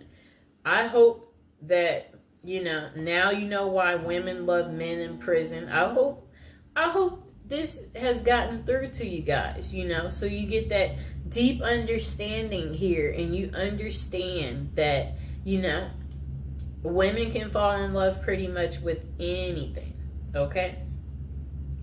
So please like the video, please subscribe, comment below if you're dating a prisoner or if you want to date a prisoner. And if you are enjoying these episodes, let me know.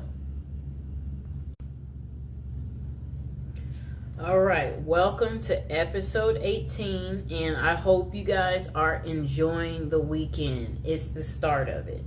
Now, we are back to talking about, our prison subjects, and we are back to the love topic. So, the article we're reading today, it's about love again. And it's titled, Terrible Crimes That Couldn't Stop These Ladies from Loving Men Behind Bars, okay? So some women find love online, while others focus on those who have been in a lineup. So it says, Bloomberg reporter Christy Smith made headlines in December when she revealed she had quit her job and divorced her husband after falling in love. Okay, so I guess she fell in love with the prisoner. Okay, so she insisted that her view was just misunderstood, I guess the prison guy. This came after he had been dubbed the most hated man in America for price gouging a drug for people with HIV. Bizarre though, the story was Smith, I believe that's her last name. Yeah, Christy, I don't know why they won't just call her Christy, has plenty of company. For every incarcerated man, it seems there's a woman interested in being his pen pal or more. Okay?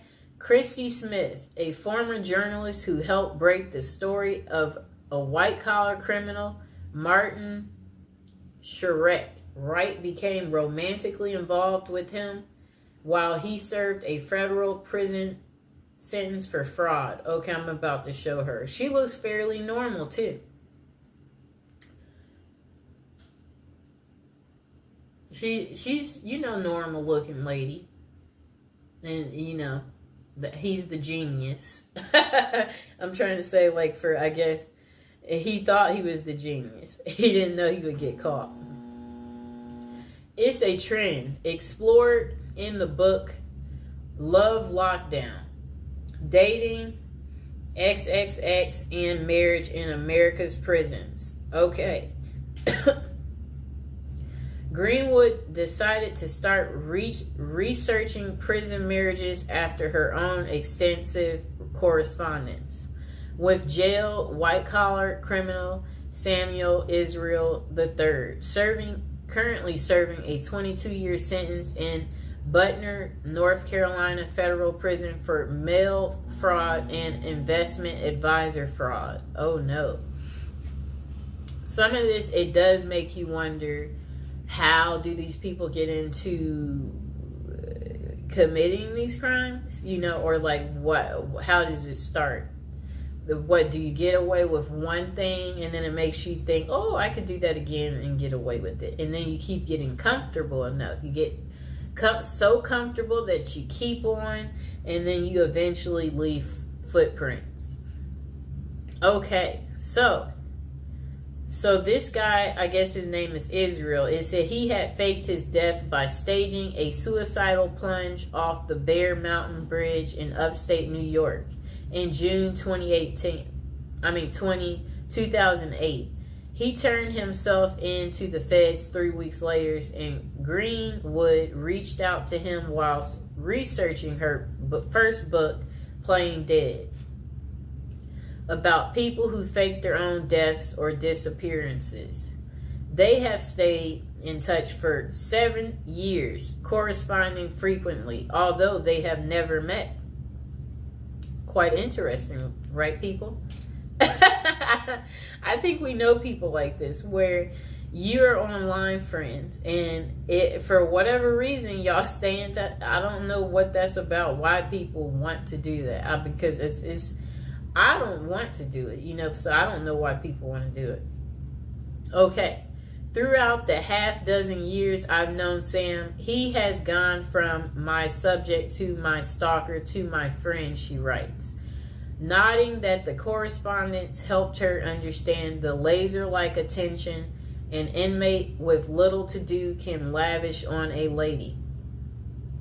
For her latest book, Greenwood followed the lives of 5 couples who met while one of them was incarcerated. Okay. I don't know what that means. I'm just trying to say, whatever they wrote was very confusing what came next. So, to prison wives who have long histories with their men, MWI. Okay? Women are seen as pathetic losers, or worse yet, prison groupies. Let's just label them a prison groupie. But what she found was were relationships that were at times romantic, messy, complicated, and sometimes heartbreaking. In other words, not too unlike those in the real world. One couple includes Joe, an ex-Army medic who had worked as a prison guard at a Kansas City jail, and Benny Reed, who was serving a 10-year sentence in the maximum security Oregon State Penitentiary for the attempted murder of his then girlfriend. It shows Joe and Benny Reed, who met on a prison pen pal site, on their wedding day, and they are kissing. I'm going to show the picture. That's her prison boo. You see that? How romantic. The pair met on a prison pen pal site. Joe knew the stigma of associating with a felon, but it didn't deter her.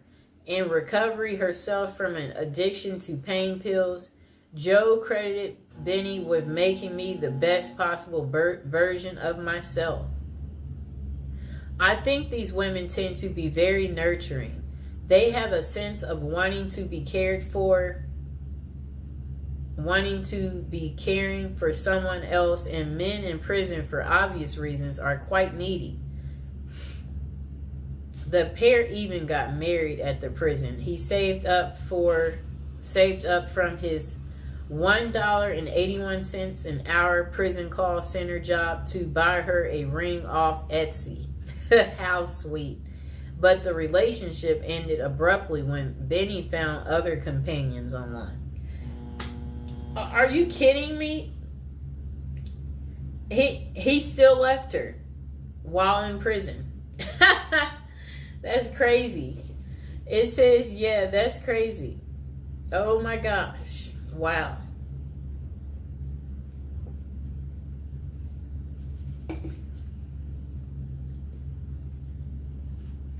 I'll reread that part for you. The pair had even got engaged at the prison. He saved up from his $1.81 an hour prison call center job to buy her a ring off Etsy. But the relationship, it ended abruptly when Benny found other companions online. Wow. Even in prison, they cheat and they're greedy. Just why do women fall for imprisoned men? According to Dr. Fred Berlin, director of the Johns Hopkins XXX and Gender Clinic, there tends to be this trait of intense mothering in prison wives, writes Greenwood. I think these women tend to be very nurturing. They have a sense of wanting to be caring for someone else, and men in prison, for obvious reasons, are quite needy. But not every prison wife goes into a pen pal relationship looking for love. Sheila Rule, a longtime foreign correspondent for New York Times, met Joe Robinson while doing volunteer work for a prison ministry. She was corresponding with more than a dozen inmates when a compelling letter came from Robinson, an East New York native serving 25 years for murder. Now, I have to look at this close up. I guess she was really lonely too. Okay, I'm looking at them. Oh, how are they in bed together? They must. She must like spent that one weekend day with him. This is funny. He has on regular clothes. Let me show the picture. Yep, she met him during her volunteer. Okay, so look. That lady I showed you, Sheila, a longtime foreign correspondent for New York Times, met Joe Robinson, the guy that you saw there, while doing volunteer work for a prison ministry. She was corresponding with more than a dozen inmates when a compelling letter came from Robinson, an East New York native serving 25 years for murder. As a pen pal, he was looking for a young lady, and Rule who had been married twice, was in her 50s, 20 years his senior. She let him down and flat out told him that she couldn't be his companion but could be his friend. For a year, the two exchanged letters that were deeply vulnerable but very flirtatious. In 2003, he convinced her to visit him in person, where the relationship switched from friendship to romance. And they wed in 2005. That's 2 years later, after he convinced her to visit him. They've now been married 15 years, 12 of which Robinson was in prison. She says the marriage is happy and familiar, like an old shoe. That's so funny. Like, it's like a shoe. Still, Rue initially told few people about the relationship. When she decided to tell a friend she thought was progressive, the friend asked how she could be with someone charged with murder. I'm not marrying Joe's past, she told the friend. I'm marrying the person he's become. Do you like her excuse? So that's the end of Terrible Crimes. How it couldn't stop these ladies from marrying men behind bars. I hope you guys liked the video. Don't forget to like and subscribe. Let me know, are you enjoying the prison series? Is it very lovey-dovey? Is it giving you the romance that you seek in your life? And if you are enjoying it, let me know in the comments below. All right. Okay, welcome to episode 28 of our prison series. What are the best things about prison? So this person said on Valentine's Day in 2022, they was diagnosed, I guess, with breast cancer and not expected to live 5 years. Then they said they had medical blah, blah, blah, blah. I'm skimming through it. Okay, so at 2 a.m. in the morning, she was like, she shackled and handcuffed 2 other women and led to the bus that takes 50 of them to the courthouse. At the courthouse, we're put in a huge, dirty concrete room with one open toilet. The girls called it a dungeon. The cuffs come off, but the shackles stay on. We're up all night, some sitting, some pacing despite the shackles, even some trying to sleep on the cold concrete. It's a miserable night. 50 women talking, praying, waiting for the dawn. They're shivering. At 7 a.m. when the guards start yelling names, we are frozen, stiff, and exhausted. They're going to court to face really hard decisions, and they're worn out before they start. And she's like, she's worn out too, but she's not going to court. And she's going to have her breast cut off. But no one calls her name. She said she waited all day. She's cold. She's scared. And one-sided conversations with God. Okay, so where is she going with this? Okay, so a long time later, she's like, she wakes up in the jail. Her first thought is, oh God, you aren't done with me yet. 5 days of hospital vacation, a real bed, pillows, and 3 meals a day. She liked that part. Imagine how grim life is when you think hospital food is fabulous. Finally, it's back to jail, she said. The girls are waiting. For 5 days, no one has touched me but the surgeons with their knives and the nurses with their needles. At the jail, the girls break the rules and hug me because I've lost 28 lymph nodes. The surgeon has ordered a pillow because I'm at high risk of lymphedema and I need a pillow to protect my arm. Order denied. No pillows allowed in jail. We all feel helpless and they leave me alone. A few hours later, they come back with their own order. Close your eyes, Sue Ellen, and hold out your hand. When I do, I feel something soft. She must have got a pillow. I look to find the most beautiful pillow I've ever seen. The women contributed their precious supplies of Kotex. Okay? Okay. Okay, so they gave it a designer look. At the darkest time in her life, drug addicts, prostitutes, and murderers looked after her and she will never forget them. All because she got sick. Isn't that interesting? Oh, so they made her a pillow out of pads. Look at the prisoners looking out for people. The most beautiful pillow I've ever had, completely against the rules. I hid it under my mock every day for 2 months. Somehow it survived. That was 14 years ago. Like the pillow, somehow I survived. That's what she said. Okay, so let's see what else they have to say. I'm skimming through. Okay, so another person said the best things is the mental health services. Prisons may provide access to mental health support, including therapy, counseling, which can be crucial for those dealing with issues like addiction and trauma. Rehabilitation programs. Many prisoners offer educational and work training programs that help inmates acquire new skills, which can aid in their reintegration into society upon release.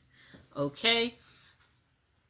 Okay, so another thing they're saying is good is the routine and the structure. The structured environment of a prison can provide stability for individuals who may have struggled with chaos in their lives prior to incarceration.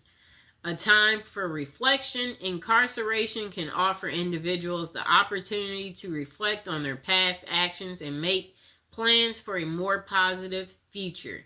The next thing good about it is access to health care. In some cases, prisons provide better access to health care services than inmates might have had on the outside, addressing physical and mental health issues. The next good thing about prison is opportunity for change. For some, prison serves as a turning point, motivating them to change their lifestyle to make better choices. The next good thing is support networks. Some inmates find support among fellow inmates or through programs that foster community and connection, which can be beneficial for personal growth. Okay, so while these aspects can be positive, it's important to recognize that overall prison experience can still be challenging and traumatic for many individuals. The effectiveness of these benefits depend on specific prison system and resources available within. Okay, so the next person said they're not so sure what the best thing about prison is, but they certainly know the worst. The worst part about prison is the time spent in jail beforehand. And for all of you yuppies, there is a difference between jail and prison. Jail is run by the county and it's where you await the outcome of your case. Prison is run by the state and it's where you serve the remainder of your sentence. Now let me repeat that, people. For all of you yuppies, there is a difference between jail and prison. Jail is run by the county, and that's where you await the outcome of your case. Prison is run by the state, and it's where you serve the remainder of your sentence. Jail is where your buddy Dave spent that month after failing to pay alimony, where your cop friend Paul had to wait for 60 days after beating his wife. You remember Paul, don't you? He's the one who used his connections to get that expensive lawyer and got off because the detectives failed to photograph her bruises. I found myself in jail on an aggravated DUI and intention to distribute charge stemming from being caught with over an ounce of DEA Schedule 1 narcotics. And for all of you doodly do rights, there are 5 classes of scheduled drugs. One is the worst, and I'm not talking about marijuana. For some reason is still on Schedule 1 list despite being legalized for recreational use in many states. I'm talking about the first one on the list, a big boy drug. It's best enjoyed intravenously. Whatever that means. So anyways, I was picking up a 2-week personal supply of products because I just cashed a few checks I got for Christmas, and I thought I could make 2 weeks worth of drugs last 2 weeks. One of the very few mistakes I've made in life. Well, anyways, of course, I had to sample the product before returning home. And then he said he had to make sure the quality was good and sure he got a little bit more than his significant other was waiting, sweating. And then let's see what else he said. Quality was up to par. Thank you, homie. Hook up in the Mexican mafia. So I started to drive back. His vision began to fade as a bright light overtook his vision. However, it was not a meteor or comet, but rather the onset of oxygen deprivation. Okay? Time escapes him for the next few hours or seconds. A millennium passes each time I close his eyes. He says he sees a loved ones, the future, and memories. Okay, so let's get to the point, person. Okay. I don't really get what he's saying there, so let's see what else we find. Okay, so I guess he gets woken up by the cops asking him where are the drugs. And the cops said they know he has drugs in the car. And he responded, huh? Before he nodded off again. Okay. Let's see what else they say. I really don't understand his story the way he wrote this. We might just let's completely skip him, because that's just too much. He wrote so much. Jesus Christ.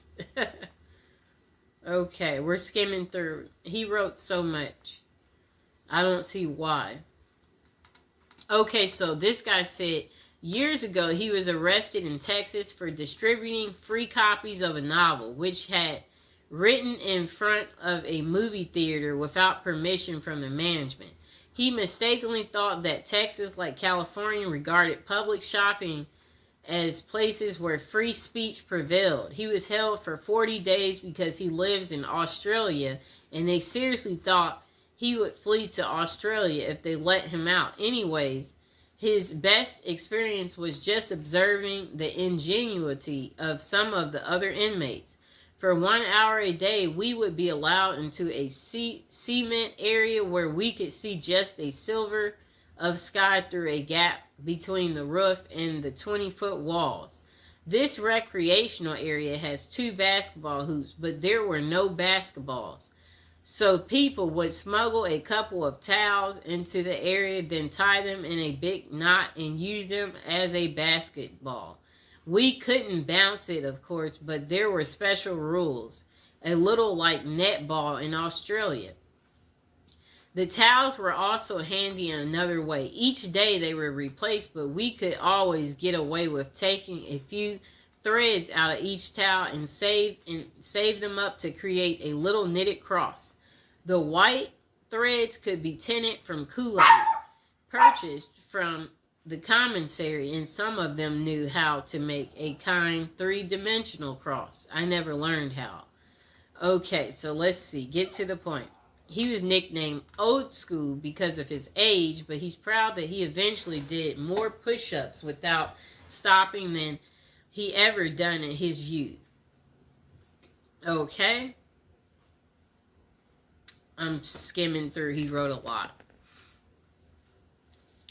He said his cell was the only one in prison not to have been disciplined for any breaches during 40 days that he was there. He learned this from the guards who took their TV and coffee pot simply to be mean, because he felt that we needed to be reminded of what might happen if we did break any of the long list of rules that they had. Oh, and I came to appreciate ramen noodles a lot more once I was introduced to them as prison popcorn, which prisoners would snack on without water when the coffee pot was taken away.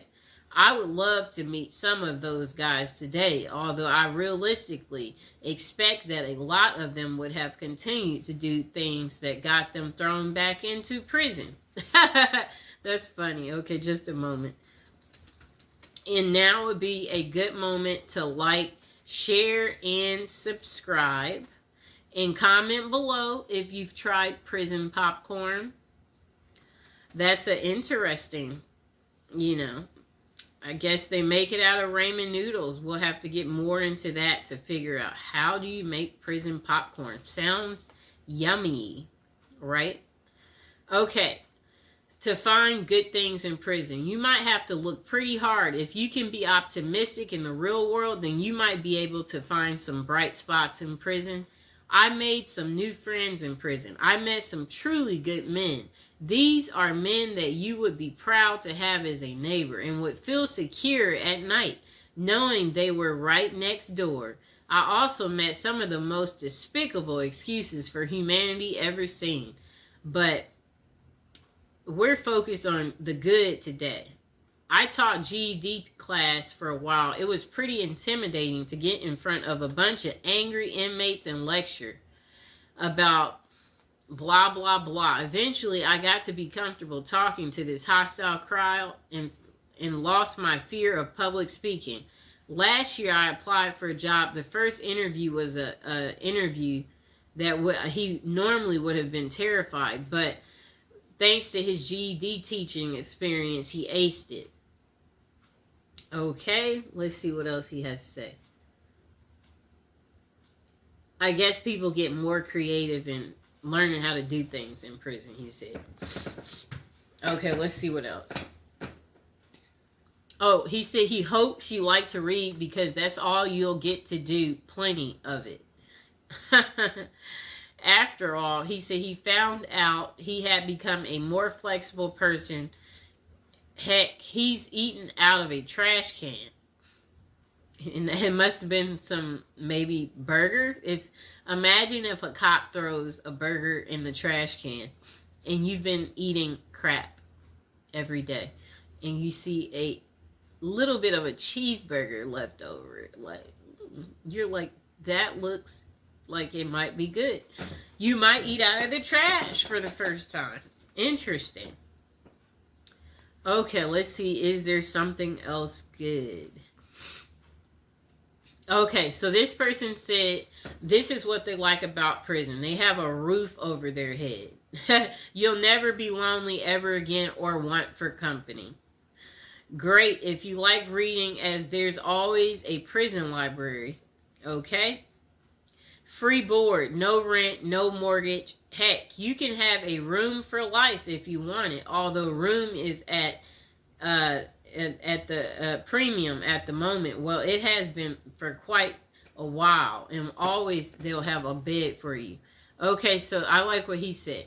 This is what he likes about prison: a roof over your head. They have a prison library for people who like reading. You'll never be lonely ever again. You'll always have company. Free board, no rent, no mortgage. They always have a bed for you. And 3 meals a day.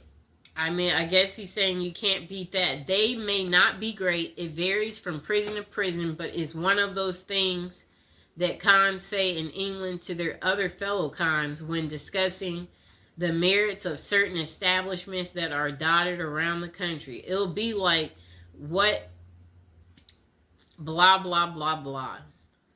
You're never going to starve, and if you ain't feeling the food that day, cool, make tuna. And I've made some of the best curry I've had in prison. No bills, self-explanatory. Also, no stress of bills. You can lie in till you want. If blah, blah, blah.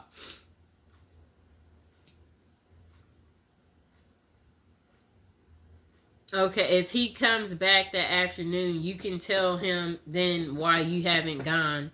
I guess they have some type of work in prison that he's talking about. I didn't really understand how he wrote that. Let's see what else they said. Okay, so this guy said free gym membership. All year round gym membership can't be bad. All that getting fit you've been meaning to do, well, you've got no excuse now with a gym on your doorstep and half you pals trying to drag your butt down there. Okay? access to unlimited supplies. We won't get into what he's talking about there. Skimming through.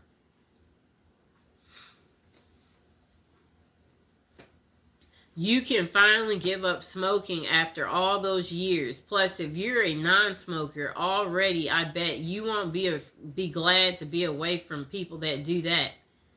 You worry less, he said. Everything is taken care of. Well, with all that, all the above, there's only one thing missing, I think. Oh, he said, if you're gay, then you're going to have a field day in there. If you're straight, not so much, but we'll have to make do with, you know, XX videos. But there will be a fantastic supply of DVDs if you like that type of stuff, he said. Oh, pages missing and stuck together. If you're prison gay, you'll be accommodated somewhere along the lines and you'll find what you're looking for. Perhaps you want to read a XXX type of thing. Whatever he's talking about, he's confusing me. Let's see. I'm skimming through. This person said the best things about prison come far and few between because, speaking honestly, prison is crap. But if it digs deep enough into my memory, I can come up with a very few things that were any good at all. One of the things that was better than I expected was the other people that she was incarcerated with. Those people are just like you and I. They care about each other and they have feelings. They pretty much put their socks on the same way as anybody else does. Before going to prison, she was afraid of even the thought of going to such a place. She wondered, how was I going to deal with a bunch of bad people, just knowing that I wasn't a bad person myself, but it wasn't like that at all. They're only bad people if you have it coming. If you don't get caught up in the chaos, everything goes smooth. It's like people tend to think it will be. Another good thing about it is the fact that if you want, you can get an education. If you don't have your diploma or GED, you have to go to school. While you may not like it, it's in your best interest. You really can't make it in the real world with or without the other, and it's free. If you have your diploma or GED, you can learn a trade or get certified in a profession that you can use once you are released. So therefore, you aren't wasting your time sitting in prison. You are bettering yourself. Those are the few things that were good. I'm glad you didn't ask what was the worst thing about prison, because everything else was the worst. And there's so many things that there's worth mentioning. Okay, so this person said, let me start by saying I have never done time up the road, but I have done my time in county. This person said, I have been in jail in 8 counties each time with another handful of felonies. At least one violation of probation. And then this person said, let's see. They hate the thought of metal beds, the color of orange, bologna, and ramen. They said, they hate that you have no control over who you sleep next to, what you eat, what goes on in the outside world, and you even lose the ability to use the restroom at your own will. Even though there are so many things that this person said they don't like about jail, they can truly say they're grateful for it. Being locked up forced them to be sober. It forced them to realize what havoc they had caused, and it helped them to realize just how close they was to being 6 feet under. They have fallen again and again each time they've stepped up out of those doors, but that is because they didn't want their life bad enough at that moment. They said they don't think there is an award-winning event in prison that they could label the best thing, but for them, the best thing was having time for themselves, having time to reflect on what got them in the orange outfit, having the ability to do nothing but read all day. I guess he makes it sound like roses. You just kick back, relax, pop out your book, talk about your book. Okay, so this person said there are many kinds of people in the world, and prison is perceived by different people differently. This person said they had good times inside. A lot of us did, but some guys hated it. The difference is whether you're ready to square up and be a soldier or whether you're going to sit there like a mama's boy crying on the floor. I don't know who, so I can only speak from my own point of view. A view shared by thousands and thousands of proper convicts throughout the USA. Also, there are prisons in other countries, which I know nothing. I can only read as American facilities. So this person said, education. You're going to learn something whether you're in an official program or not. There's a lot of stuff to learn about humanity and social behavior. It's a crash course in human sociology. Next person said, the same person said, also formal programming is available, although it is a hit or miss in some states. Don't put a big emphasis on this. Other states just can't afford to. From, basic truck driving, he said. Physical fitness programs, landscaping, maintenance, tree maintenance. Some type of other thing that I don't understand. Okay, so the next thing is he said relaxation. Some guys are anxious and full of fear. For them, it's hard to relax in prison. For the rest of us, the experience is like an extended vacation right in the middle of your life. For most guys, it's the first vacation they've ever been on. The first period during which they didn't have to hustle every day to make $1 and stay ahead in a game. A huge weight is lifted off when you realize there's nothing you can do to affect circumstances on the outside, and you only have to focus on your basic needs day to day. It is true freedom. Next person said, work experience. Unless you're just an absolute sad sack, you're going to do some kind of work in prison. In the federal system, this is very organized. Every man is assigned a work function, no matter how simple. In county jails, you can be a trustee. In Texas State Prison, there is agriculture work. Either way, you're going to come out knowing how to do something you didn't know when you went in. Next thing that he said was good is opportunity. The point is for criminals only, not people who just did something stupid and got caught for it. If you use your time efficiently in prison, you can make a lot of contacts. These can be useful later when you get out. You can meet people in there who can make your life a lot easier once you're released. That is, if you expect to go back into the business you were in before you got there, this happened in his case.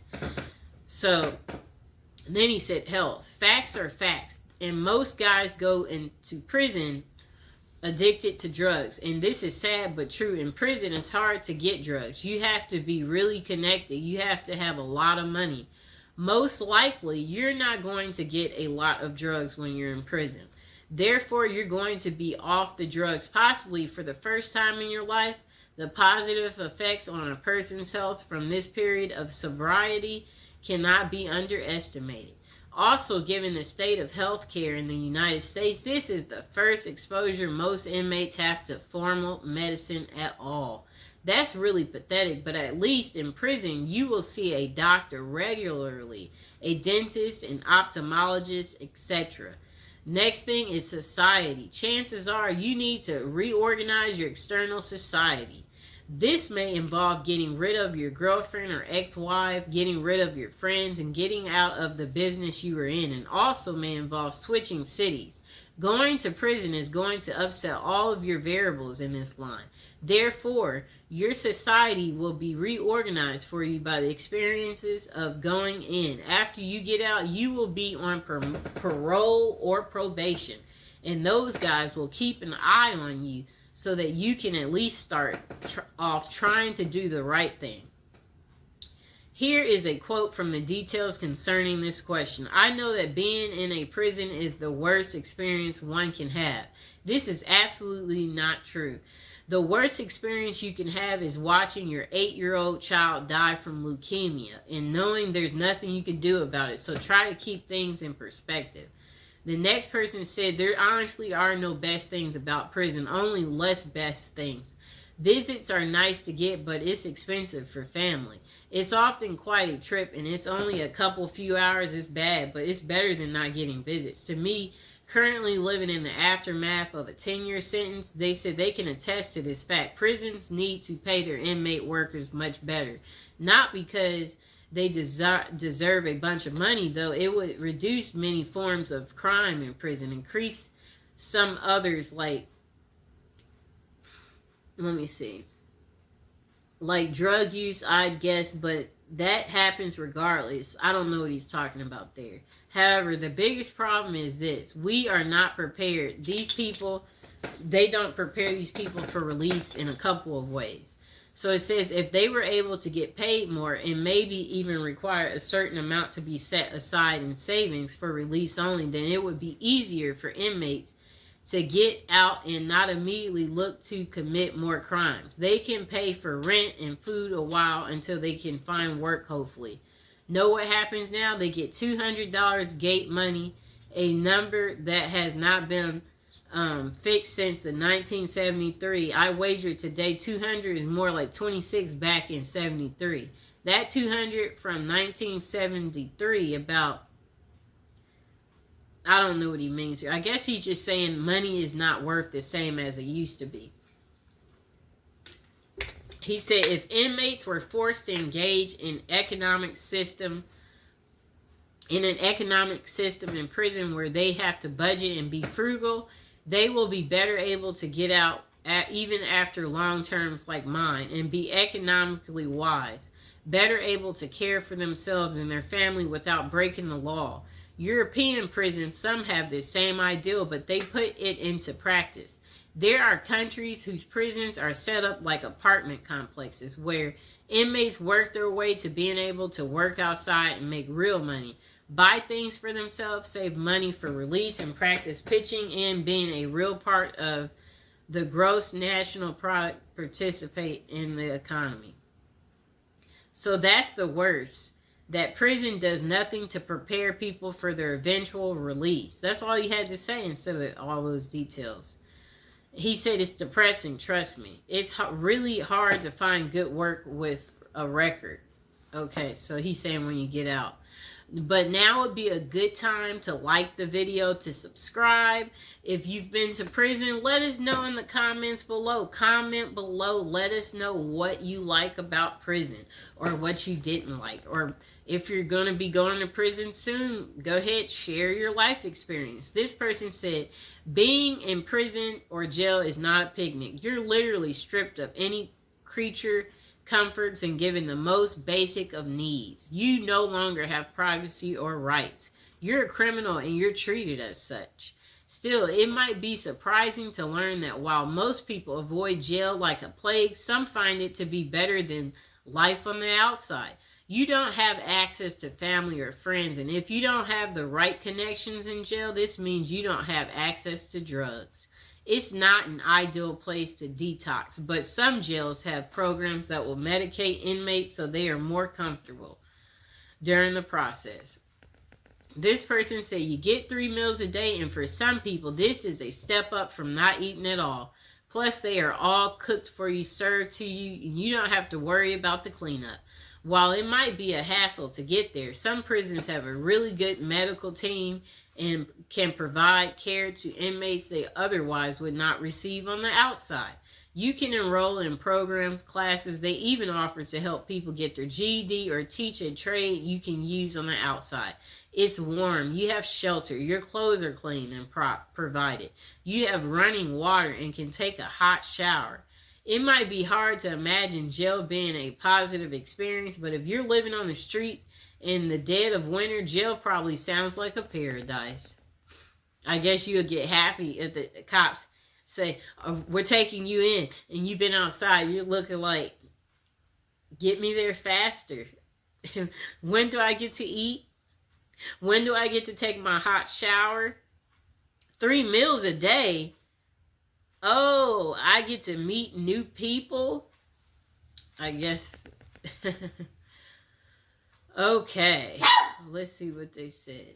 Okay, so this person said before going to prison, they read a book called Zen and the Art of Happiness, which mentioned how to see everything as an opportunity, which a lot of us never do. I tried this and it worked, even the traumatic events. This person said they went to prison for 18 months. And OWI, somewhat enthusiastic. In turn, I was able to appreciate the unique architect from the inside of a 100-year-old fortress not many people get to see. He said he got his bench up over 250 and came back with biceps, triceps twice the size he even had in college. He wrote 1,500 pages of a memoir I never would have taken time to write in my own spare time to this day. I maintain humility, not humiliation. Know the difference. That allows me to observe people and how pretentious, entitled, and self-righteous they all really are. If they only knew. I ate my meals with guys doing life, and if you think about it, are still there as I'm typing this. That was 2016. I worked in a machine shop and got to make license plates and public library furniture. Then he said, I was not made to, I was allowed to. I saw human instinct behavior at its ultimate worst. I saw things you can't even read about in books. I learned to count the smallest of my blessings. I learned to enjoy every sandwich and more. And again, the book he read was called Zen, The Art of Happiness. And he said the book mentions how to see everything as an opportunity. And even in the most traumatic events, that's what the book is pretty much about. I liked some of these people's perspective. This person said, look for the silver lining in the thundercloud of incarceration. I would have to say some of the people you meet. I have met some very intelligent, resourceful people. I have met some amazing artists. I have met some people I now claim as friends. I've also learned who my real friends were prior to my incarceration. That in itself was educational. And speaking of education, my time incarcerated was very educational. I learned to see things clear without the filters of society and the propaganda we are fed from birth.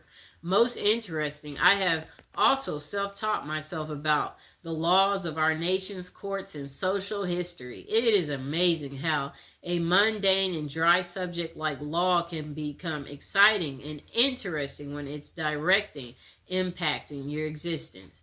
The rest pretty much sucked, but I do not recommend it for a retirement program. The service was terrible. Okay. This person said a friend of a friend ended up in prison for trying to poison his wife with some blah, blah, blah. Okay, it was about child custody. Okay, let's see. They didn't really get to what was good about prison, so we're skipping them. This person said the best thing in prison was the day he was released after serving his sentence. The worst thing was the day he started his sentence in prison. That's the only best thing. Now, the worst thing about prison, having to live by a set of rules made many inmates over the years, such force racism, having to back up your buddy no matter what the circumstances or risks you have to take with your freedom and even lives in some cases. Just the whole caveman mentality. You seem to have to live each day by that, is unless you want to get punked and pimped out. And the way you're looked up on and treated by most staff because you're a convict now. What none of the staff ever makes bad mistakes, not being able to trust anyone completely. Just one best thing and long list of worst things. Just being told when to sleep, eat, and crap. And piss is one of the worst. So again, this person said the best thing about prison was the day they were released, and the worst thing was the day that they served their first day. Their first sentence. Okay. Okay, so this person said the best thing in her day for prison was when her husband would come visit and during their kiss. You only get two, a first and a last. He would She said he would slip her certain drugs from his mouth to hers. Those particular days on the inside were actually rather nice. Okay, cool, lady.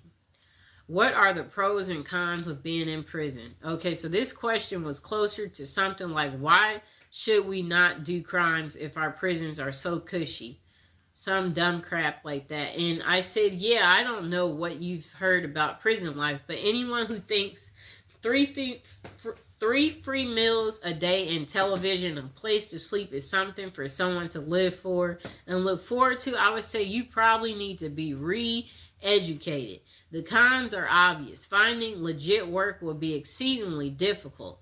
Not many people willing to give guys like us a second chance despite what you've heard. I'm still a loner because I'm unable to trust any male to be real loyal friend, and I'm also not very good at relationships in general. Something wrong with my empathy and trust buttons for real. Relationships are few and far between me. Not sure if that's a good thing or bad thing. This person said, I haven't had one male friend in over 7 years. And he has bad dreams. He suffers from depression. And he said, let's see what else he says. It looks like he's getting off topic. Okay, so we might read a few more. What is the pros and cons of being in jail? You need to use the toilet in front of others. It's extremely embarrassing. You can't use the toilet in peace because you need to flush the toilet every time you you let one out or drop, That's what this person said. Otherwise, something bad will happen to you. The food is near inedible. Usually the showers are only separated by a wall in between, so you get zero privacy. Everyone can see you. If you're really unlucky, your shower area is just one big open room. The uniform makes you feel worthless, and it also itches like crazy. Chip your tooth? Are your gums bleeding? Dentistry in prison is garbage. Good luck with that. If you have, let's see what else he said. If you have longer hair as a man, your hair is shaven, buzz cut, and you end up looking like a soldier. Okay. Wow. This person said for them the best thing about prison was after 8 hours, the gate I went to opens and lets him go home. I guess he must work there. Okay, so this person said, only good thing that came out of being in prison was I learned to value the small things in life, like waking up, fixing breakfast, or simply going outside and coming home without having to strip, bend over, and spread eagles. You quickly remember how much you miss the small things. Wow, right? And then this person said, you will learn who your friends are. The ones who stick by your side while you are in are your real friends. Those are the take advantage of your situation will show themselves. Prison deprives the prisoner of many of life's pleasures, conveniences, and freedoms. You don't really know what prison is until you've been deprived of it. You don't know what is valuable until you've lost it. In the end, assuming you return to a free life, you will look at life in a new perspective with newfound values. You probably never appreciated being able to turn off your own light before you went in. When you get out, you may see things as I do. I think about my good fortune now almost every time I throw the switch. Everybody should do some time. It should be a requirement. Wait, he had the funniest one. Him talking about being able to turn your light switch on and off. That was really funny.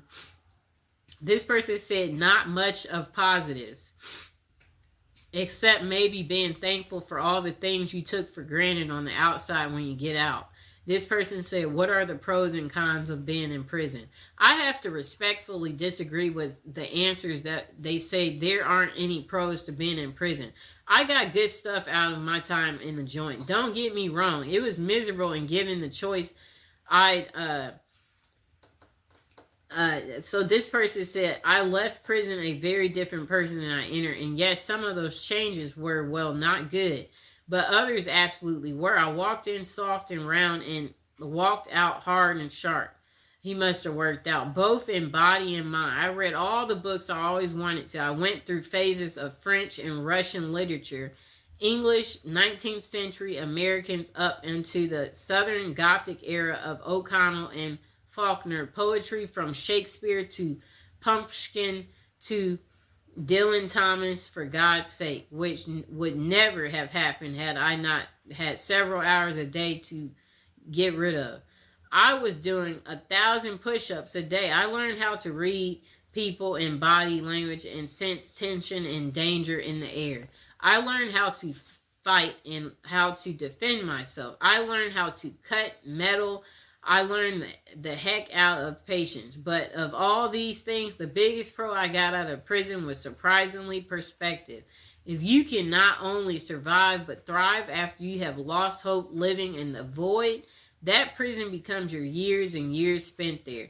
It makes the rest of life kind of like a snap. Keep in mind that not everyone comes out of this. In fact, most do not parole with anything even close to what I'm saying. That's just how it worked for me. As with everything in life, the facts are what they are. But it is up to the individual as to how he deals with it.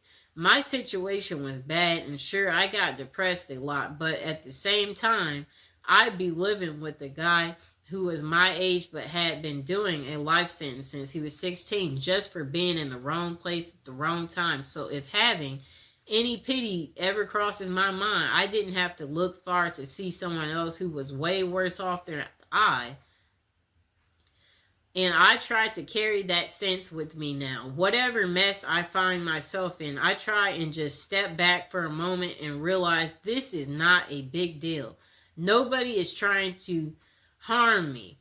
Nobody is beating me senseless and dragging me to the hole. Life is good. Life is short. Don't sweat the small stuff. It's a lesson that I don't think I would have ever learned had I not gone through the ringer. And of course, the price tag was hefty. I missed 8 funerals while I was inside. One of them, my older brother's. 8 funerals? That's a lot.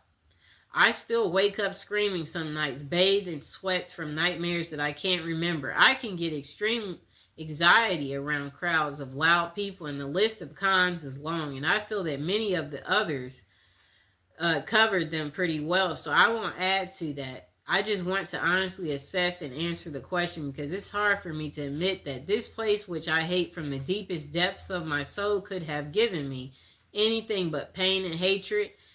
2 things I gave in spade that I carry with me still. The bottom line is this. I would not have willingly gone through it.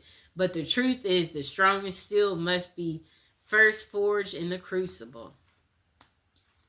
Okay, so this person said, you get healthy. The food is crappy and generally unappetizing, but mandated by the law to be nutritionally complete. And there being little junk food outside of the commissary. An inmate eats healthier than the average American. If you have a pot belly going in, you are apt to lose it before leaving. You don't see many fat inmates. I have heard it said that the diet adds several years to your natural lifespan, but the stress may well take that from you. Like you want to live a long life in prison. So they're saying that the food there is nutritional, so nutritional that you live healthier than the average American. That's crazy. But there are also a great number of older inmates there who have been there for decades who look very healthy at their age. But that might be because most sickly ones are moved to other facilities with more medical services. And older inmates make better model inmates, so they rather not have to replace you. Okay. And the food is crappy. Most inmates have to be there a while to get themselves to eat it. It looks good on the plate. Several entrees usually, but all taste pretty much the same, for they use no seasoning. And most is processed food from cans and grates, often over and undercooked, served on assembly lines by inmates who are pushed to get it on the trays as fast as possible. So often sloshed over the edge of another entree, spinach juice and everything. They do have a balance of vegetables, but only if you eat everything on the tray. After some time, most inmates do for it to become the expected, usual, and accepted as food. After some time, most inmates do for it to become the expected, usual, and accepted as food. Never heard anyone get excited over the meal, though. Basically, supervisors for the food being served. This person said that he was a lineman for a couple of kitchens, basically supervisor for food being served. So I saw it cooked and where it came from and how the trays looked going out the window. This person said prison is bad in that the humans are not meant to put their life on hold for years, as they have no XXX, no career, no family life. It results in very bad things and is not conducive to gaining any useful skills or fitting in. They have programs, but these are to satisfy the letter of the law. Usually the employees do it badly or not at all. The thing they care about is billing. Billing the taxpayer. The good side is you make good friends. And life is much simpler. It is like being a 12-year-old. Do what you are told and nothing more. Those are it. The good is that it breaks time to reconsider. The bad is it is the ultimate waster of life. Okay. Next person say your basic needs. Food, clothing, shelter, medicine are supplied. You don't have any bills to pay. You may have time to read or develop an artistic talent. You may get your education paid for. If you need partners, well, you have plenty of those. Mind you, it's a big price to pay. A big price to pay. This person said, if you want to approach it from let's make lemonade out of lemons approach, there can be some good things. I know that I got mental health treatment I needed. I got a chance to reassess what was important in life. I got to restore my relationship with God, and I got to learn how to deal with adversity. Prison can be a terrible place. I was extremely blessed in being locked up in a decent, medium security facility, and he said he had a great cellmate. This person, what was their favorite prison experience? Let's see. I don't see what the way they wrote. They didn't make it so easy.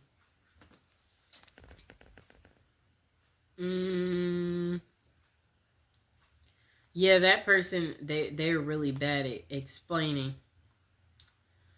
Okay, this person too. Okay, so the pros. This person said free food, you can shower, you have a bathroom 1 feet away from your bed, tons of people to talk to, your drug addiction, it will clean you up, you will learn lots of new stuff, free place to live if you're homeless, you are safer in jail than living on the street. Free health care, they got great doctors. I had a skin condition, and when I went to 4 doctors, they couldn't heal it. I went to jail. The doctor was able to tell me what's wrong. He gave me medicine. I was healed within 7 days. Con, lack of freedom.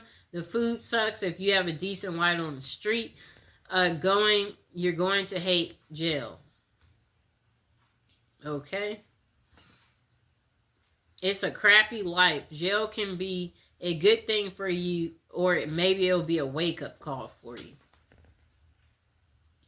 This person said it depends on what prison you're in. If you are in a USP, which is a federal high security, you will be at times stressed out due to the politics, but you can work on your mental state and physical. The only 2 things I did was the respect is a huge factor, and I love that also the rec became at the yard. If we wasn't locked down, I went in and at 190 pounds, and in 3 years I was 210, solid muscle without all these vitamins and other crap that's in the free world. But the respect is something huge at the mediums. There's still respect, but people clown and get their butts crushed.